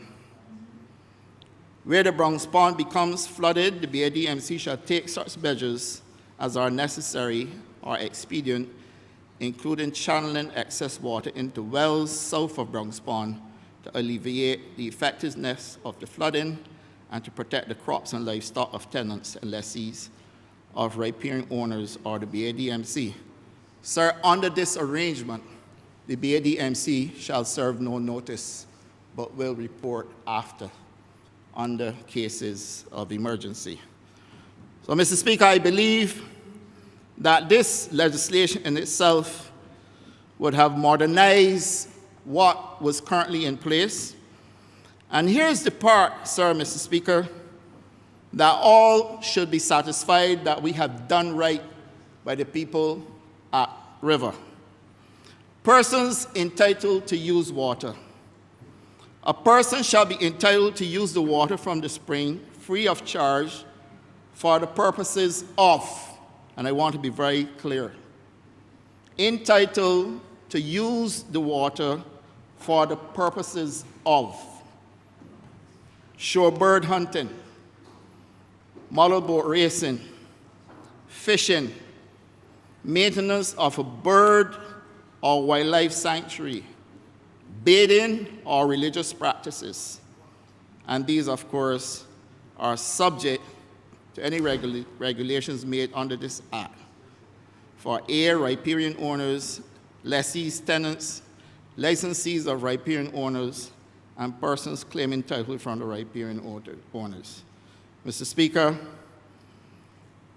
this bill, sir, is, to my mind, one of the finest pieces of legislation that brings justice, first of all, for a class of people who always felt as though they were being ignored, and when hitherto never felt as though there would ever be any justice coming their way. These are ordinary people from all walks of communities across St. Philip, St. George, St. John, Christchurch. My constituency, the Honourable Member for St. Philip West constituency, the Honourable Member for St. Philip North constituency, sir, the Honourable Member for St. John. And, Mr. Speaker, I believe that we had to do this in order for us to be able to settle these problems that were taking place at River. And, sir, I sincerely hope that when this passes through the upper chamber, that we should be able to get this in place as fast as possible, because this act shall come into operation on a date to be fixed by proclamation, sir. And so, Mr. Speaker, with those few words, I beg to move that this bill will be read.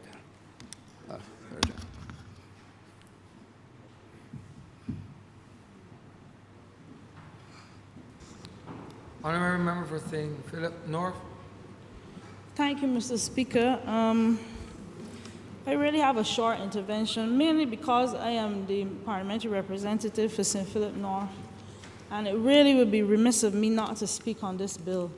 I remember, Mr. Speaker, one of my first interventions in Parliament involved the conversation about the damming of the actual spring by one of my constituents.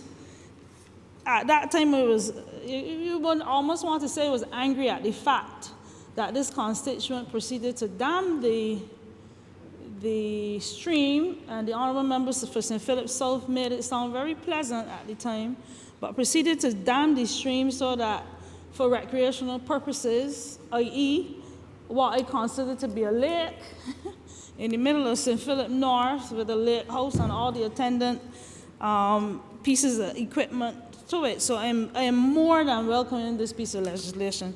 I really don't have any issues, just one small issue which will come at the end of my presentation. I just want to agree with the honourable member who presented that this would be a welcome relief for the farmers indeed of St. Philip North and those outside of St. Philip North who have been complaining.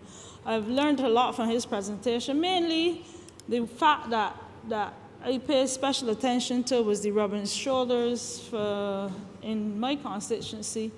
Perhaps I was on vacation or something. I never remember going to these rubbing shoulders in my constituency, but I'm glad to learn of them, that and the other intervention from the honourable member.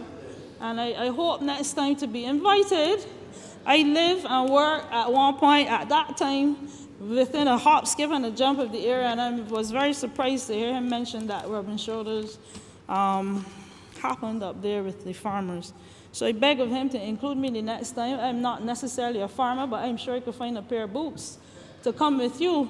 And in fact, I walked a lot of the area on the stream. This is how I can tell you about the damming of the stream. I am aware of the agricultural businesses that go on, including animal husbandry, the cows and so on, in my constituency. But I am grateful for the bill. I just want to speak about some of the things that happen in St. Philip North, which I am very much aware of. That area of the Three Houses Spring is becoming an area that is really well patronized by all members of the public, from as far as St. Lucie to the tip of St. Philip in terms of the park, Three Houses Park, and with the attendant stream. As a girl, I was not privileged like the honourable member to be able to walk around and visit streams. Girls just never did that. But listening to my brother and indeed my father who is now 91 years old, will be able to tell me about the activities that carried on within the spring. For instance, fishing for crayfish. Time has done something to that. I have seen in my 51 years of life one crayfish. And to me, that is a measure of the pollution that could be happening, the various activities along the stream. One of the things I do not like to see, members of the public tend to wash their cars along the banks of the stream. And with that comes not only dust, but oils and grease, which of course are harmful to the few wildlife that we know that now exists within the stream. Apart from that, and I was told that it was back in the day, it was an area for socialization. People wash their clothes, people bathe. And in fact, the Rastafarian community, both religious purposes and hygiene purposes, they actually use the spring for baths. And we are now seeing members of the Muslim community using that area as well, and we welcome them, of course, to St. Philip North. The opportunities for business, of course, exist from one end of the spring all the way to the others. I remember horticultural business being there, selling plants and flowers, and in fact, many of the plants that I own now came out of that, the old Three Houses plantation. He's no longer there, and that's the issue I wish to discuss with the honourable member outside of these chambers. But there is vast opportunity for that. The prospect that the honourable member mentioned of aquaculture in the area is very exciting to me, at least in my mind. To have shrimp in the area, to have crayfish back, there must be a few hanging around that we can capitalize on, and that could only add to the betterment of the country in terms of food reserves. And I'm very excited on that end. Some of the things that came out to me off the paper when they read the legislation, the honourable Prime Minister is here, so I want to say a paper off my computer screen, was the fact that, and not paper, was the fact that we are putting measures in place to keep up regular cleaning of the spring. And I so welcome that. This is an area along the spring that I would traverse. It's a hot note every morning to go to St. Catherine's School to provide breakfast. And I was well aware all along about when that damming took place. In fact, I took pictures when there was absolutely no water coming through. I probably still have them. And sometimes it was just overgrown. So I'm happy that that will be looked into, regular cleaning. The fact that we will now begin testing of the water is also a big relief, bearing in mind that children often wade, adults wade in the spring. And please note that I do not say swim. You cannot learn to swim in the spring. And I will bring this up till I get what I need to get for St. Philip and St. George and the other communities. But members of the public really don their bathing suits and have a fun day when they picnic within the pond, within this spring, and the agricultural grounds that exist within the pond. The honourable member responsible, honourable member for Christchurch West Central, I will take up his mantle when I talk about ecosystems and so on within that stream. While I say that, I want to just put a plug into water wastage. There are areas that you have provided, the ministry has provided irrigation that often leak. In fact, honourable member, through you, Mr. Speaker, I had reported a leak near me about 3 weeks ago, and the grass is growing, the only part in my property that is growing very green and lush. So I hope it can be addressed very, very soon. It's not on my end, I'm not paying for it, but that is for the betterment of the country. So we'll discuss that. So it'll be good to maintain the pipes and address any areas of leakages and so on. We are now a water scarce country that is really, really, really suffering. I will soon be finished. My interventions are not usually long. One of the things that popped out at me also was the mention of shorebird hunting in tandem with a nature reservoir. I just don't see how it meshes, one, and two, being somewhat of an environmentalist, the fact that shorebird hunting is there is bothering me a little bit. One, do we have an overpopulation of birds? The only thing I'm seeing coming up there now are parrots, but I can't say they're overpopulated. Two, a lot of the birds passing through the area are migratory that add a lot to the environment, whether it be their eggs when they hatch, that's calcium for the grounds. I remember you're shaking your head. Whether it be by mixing up the soils, whether it be all of that. So the fact that we have something here from the old legislation that speaks about shore bird fishing bothers me a bit. I don't know what kind of ammunition we use, but our research, things like lead can pollute the soil, can pollute the water, and lead poisoning in adults is very, very, very dangerous, much less a pregnant mother or a child that uses the agricultural products from these areas. So I encourage you, if it's not too late, to have a look at that part of it. And I know a lot of people will be with me right now. The fight is on with the monkeys. Monkeys against human, I would hate to think it's shorebirds. Many of them migratory against us. I had a look at the members of the Oversight Committee, which I am in full agreement with, but I am wondering if it may not be worthwhile to put an environmentalist on that committee, somebody that will lend guidance to how we basically treat the spring and the water. And of course, have a representation on the committee that represents not only the larger landowners. I had the fortune of getting in a vehicle with one of our more, what should I say, vanilla-minded members of the community, and was shown, this is the closest I got to realizing what Jesus felt. I was put in the back of a car and showed these are the 400 acres that we own, and all of this is mine. I am hoping on this committee that this committee will have representation from maybe the smaller landowners that they will certainly have a voice. I am seeing the members of the riparian community, and a lot of them on my research are actually large, very large landowners in the area. If my colleague from the St. Michael, East, from St. Michael East were here, or he's probably listening to me, he would be kind of taken aback of one of the names here that has been given a bit of trouble in several ministries. And I do not digress any further on that.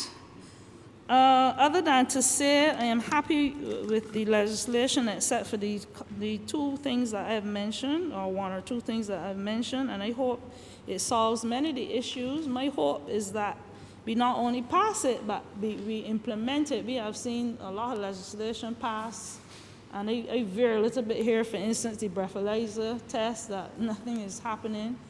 A good friend of mine had got an accident the other night, and if it gets to the law courts, I don't know what happened. So I want to see this legislation actually implemented, that we could. I have reservations on the compliance of one of these landowners, and I'm hoping that with this legislation we can actually say, all right, you have done wrong, you'll be charged, you'll be fined, whatever. So I hope it comes to the fore, regardless of their financial standing, regardless of the acreage that they actually own, regardless of political affiliation, regardless of the amount of melanin they have in the skin.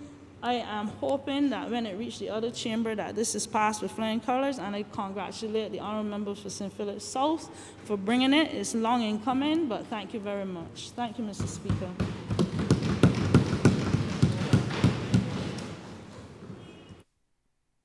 Honourable member for St. Philip South. Thank you, Mr. Speaker. I wish to thank the honourable member who has, in her typical style, defended her constituents. And I am very proud to note that we have such a member sitting in this honourable chamber, sir. Just to bring clarity to a couple of things raised. The rubbing shoulders exercise took place when we were in opposition, before all of our candidates were settled. And therefore, it would have been nice to have you then, but I think you were nominated well after that, rubbing shoulders. The one that took place when I became minister, you were absent, and for that, yes, I agree that we will endeavor in future to make sure that you are everyone, including having your name on the plaque for the opening of the Bronx Barn. As far as the maintenance is concerned, I agree, and there's going to be a full maintenance program to make sure that we don't have debris and those sorts of things in the stream, pollutants, copper and those sorts of things that you mentioned. There's going to be a full maintenance program. The issue with birds, the tree houses spring ran in such a way that it made its way all the way down to a place called Wiltshires. And then there was another stream by Wiltshires where water no longer gets down to Wiltshires for some reason. We got to find out why. And when this is passed, I think we'll be able to enter the premises of persons along that area to find out if what the residents and the people who know the area is telling us is true. Well, we can't test it yet until this is passed. But a lot of migratory birds will come down there. And really and truly, I enjoyed seeing them. I know people who went out and took photographs, etc., and have these various species of birds. The honourable member for Christchurch West Central would tell you that he has absolutely no problems because of Barbados's biodiversity. But there are times when it is fully accepted that bird shooting is something that takes place. It is a special type of bird. It's not the type of bird that would in any way cause us to have any alarms. Just like people eat chicken, they eat birds. I would get the species and let you know. But there are some birds that they use, and when they're having the their swamp side parties and Saturday recreation, etc. Those birds are the type of birds, just like chicken, just like duck, just like anything else. You know, when people have a certain palate, they tend to go towards certain things. But I don't see that to be really a major challenge because this is not an everyday thing. And it's probably not an every weekend thing either. I take the point about pollutants. This is something that the Ministry of Environment, my colleague and I are working on, and we will continue to do so. There's a project that is coming out on the FAO that we will sign off on soon that allow us to continue to do that kind of work. Soil management and protection of the environment is something that is high on our agenda. But I thank you for raising those points nonetheless. As far as the committee is concerned, the committee really is a committee for settling disputes, and you are absolutely right. The owners along that stream are people with large tracts of land. There are no small people around there. And that was so long before our time. The small people really are the farmers who would fall under the BADMC, and it's the BADMC that has the management control. So I am absolutely confident that the BADMC will do whatever it takes to look after the interests of those small farmers who have 1 acre and 2 acres of land at river. And so I am comfortable that this oversight committee is going to deal with disputes. And as I said, if it doesn't work after they have used their best efforts, then it goes to mediation, and if that doesn't work, then the next obvious place will be to the high courts.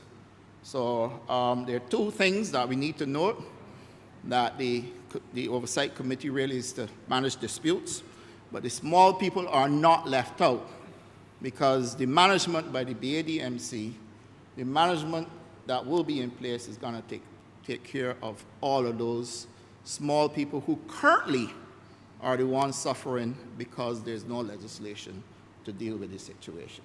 So I hope that clarifies, and we can always have our conversation thereafter to make sure that I do what is right by you, because my first political footprints took place in St. Philip North. So, Mr. Speaker, with that being said, sir, I beg to move that Second time. this bill be read a second time. Question is that the bill be ready a second time. All those honourable members in favor, please say aye. Those against, please say no. Me think the ayes have it. Mr. Speaker, I beg to move that you do now leave the chair for further consideration for this House to be formed into committee for further consideration of this bill. The question is that the Speaker do not leave the chair, and the House resolves itself into committee for further consideration of this bill. All those honourable members in favor, please say aye. Those against, please say no. Me think the ayes have it.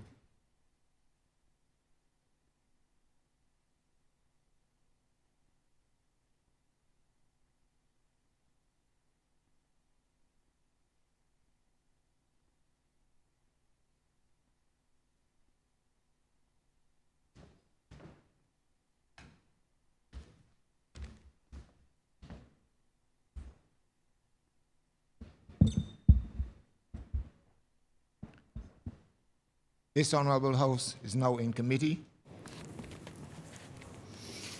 Clause 1. Mr. Chairman, I beg to move that Clause 1 do stand part.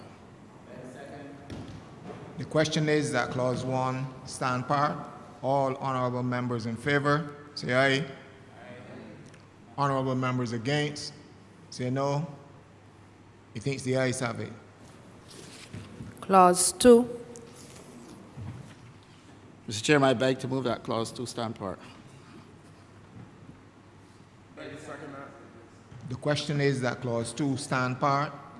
All honourable members in favour, say aye.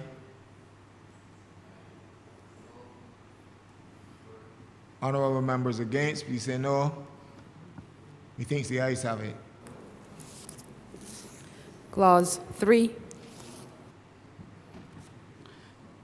Mr. Chairman, I beg to move that Clause 3 stand part. The question is that Clause 3 stand part. All honorable members in favor, say aye. Honorable members against, please say no. Methinks the ayes have it. Clause 4. Mr. Speaker, Mr. Chairman, I beg to move that Clause 4 stand part. The question is that Clause 4 stand part. All honorable members in favor, say aye. Honorable members against, say no. Methinks the ayes have it. Clause 5.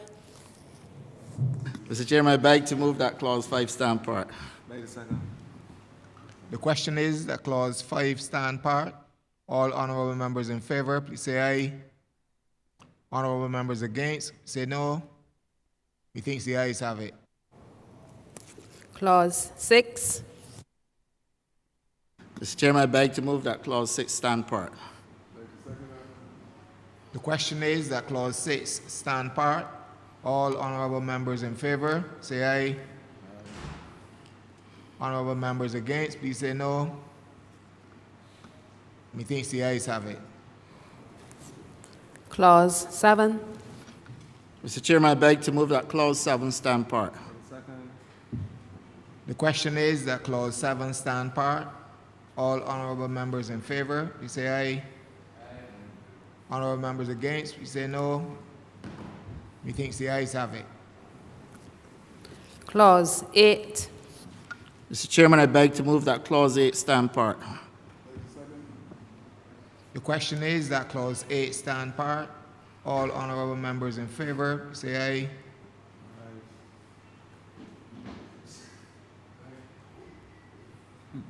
Honorable members against, please say no. Methinks the ayes have it.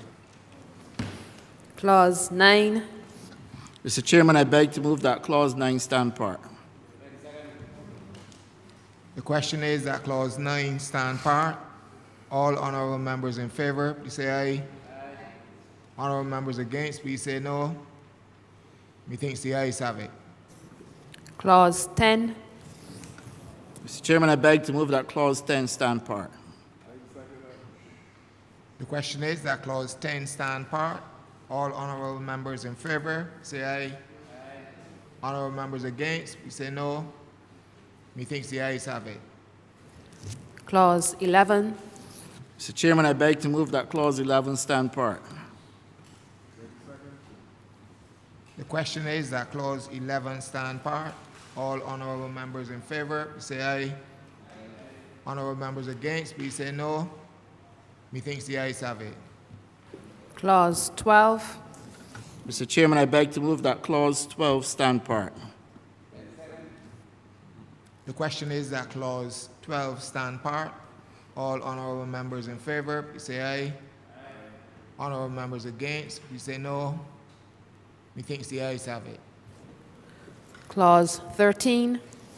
Mr. Chairman, I beg to move that Clause 13 stand part. The question is that Clause 13 stand part. All honorable members in favor, say aye. Honorable members against, please say no. Methinks the ayes have it. Clause 14. Mr. Chairman, I beg to move that Clause 14 stand part. The question is that Clause 14 stand part. All honorable members in favor, please say aye. Honorable members against, please say no. Methinks the ayes have it. Clause 15. Mr. Chairman, I beg to move that Clause 15 stand part. The question is that Clause 15 stand part. All honorable members in favor, please say aye. Honorable members against, please say no. Methinks the ayes have it. Clause 16. Mr. Chairman, I beg to move that Clause 16 stand part. The question is that Clause 16 stand part. All honorable members in favor, say aye. Honorable members against, please say no. Methinks the ayes have it. First schedule.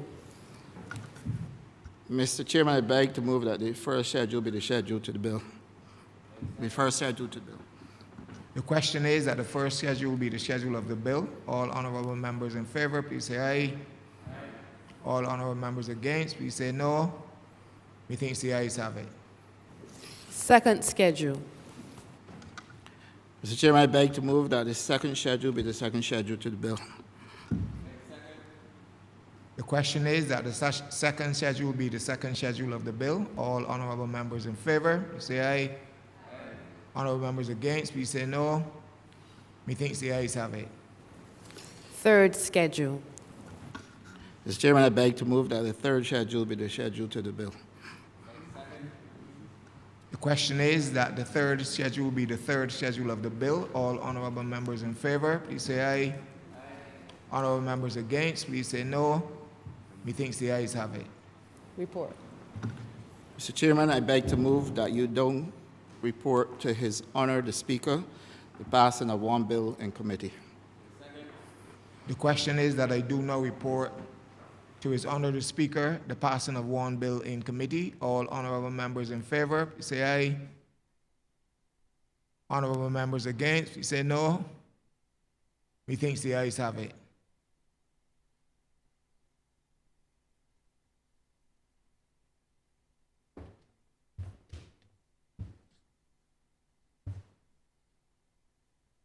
The chairman of committees is reporting the passing of one bill in committee. Honourable members for St. Philip South.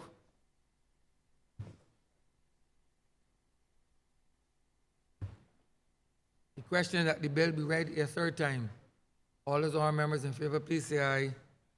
Those against, please say no. We think the ayes have it.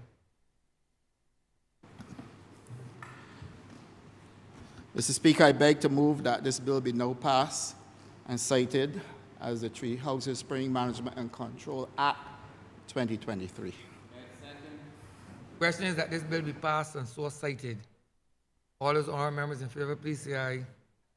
Those against, please say no. We think the ayes have it. This bill is passed and so cited.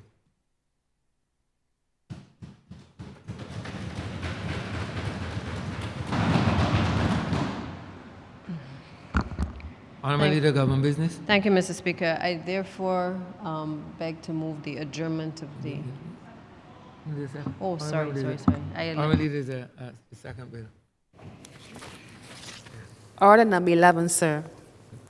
In the name of the Minister of Agriculture, Food and Nutritional Security, to move the second reading of the Barbados Agricultural Development and Marketing Corporation Amendment Bill 2023. Honourable Member for St. Philip South. Mr. Speaker, the amendment to the CAP 254 was basically for us to be able to introduce a management system within the BADMC for management and control, sir, of the Three Houses Spring and Three Houses Plantation. This was meant all to be part of this debate, and therefore, Mr. Speaker, this being a cognate debate, the CAP 254 amendment, sir, I beg to move that the amendment would also form part of this. No, you have to move that the bill be read a second time. I beg to move that the bill be read a second time. Question is that the bill be read a second time. All those honourable members in favor, please say aye. Those against, please say no. We think the ayes have it. Honourable Member for St. Philip South.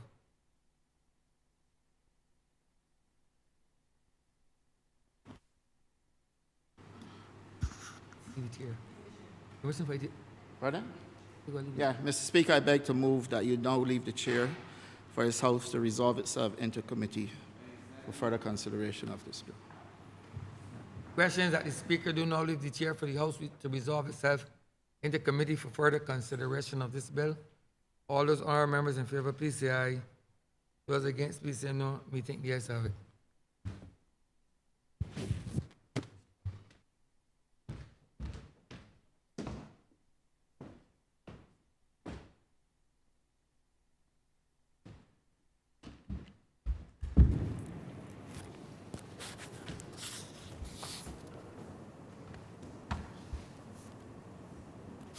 This House is in committee.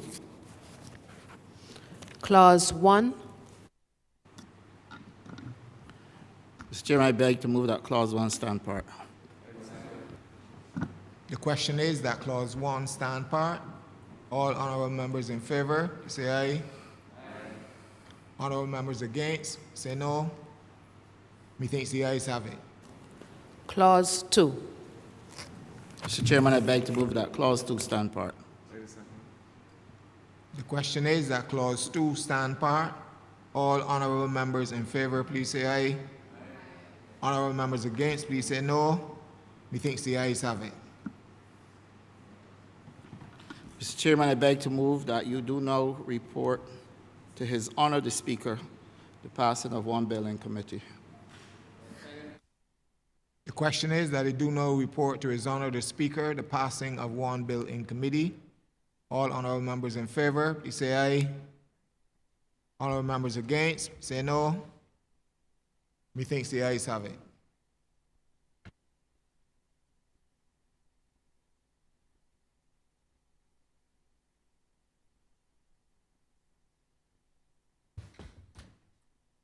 The chairman of committees is reporting the passing of one bill in committee. Mr. Speaker, I beg to move that this bill be read a third time. The question is that this bill be read a third time. All those honorable members in favor, please say aye. Those against, please say no. Methinks the ayes have it. Mr. Speaker, I beg to move that the Barbados Agricultural Development and Marketing Corporation Amendment Act be now passed and so cited. The question is that this bill be passed and so cited. All those honorable members in favor, please say aye. Those against, please say no. Methinks the ayes have it. This bill is passed and so cited. Thank Honorable you. Leader of Government Business. Thank you, Mr. Speaker. With that, we've now officially come to the end of today's sitting, and I therefore beg to move the adjournment of the House until next Tuesday, the 23rd of May at 10 a.m. The question is that this honorable chairman be adjourned until Tuesday, the 23rd day of May at 10 a.m. in the forenoon. All those honorable members in favor, please say aye. Those against, please say no. Methinks the ayes have it. This honorable chamber stands adjourned until Tuesday, the 23rd day of May, 2023 at 10 a.m. in the forenoon.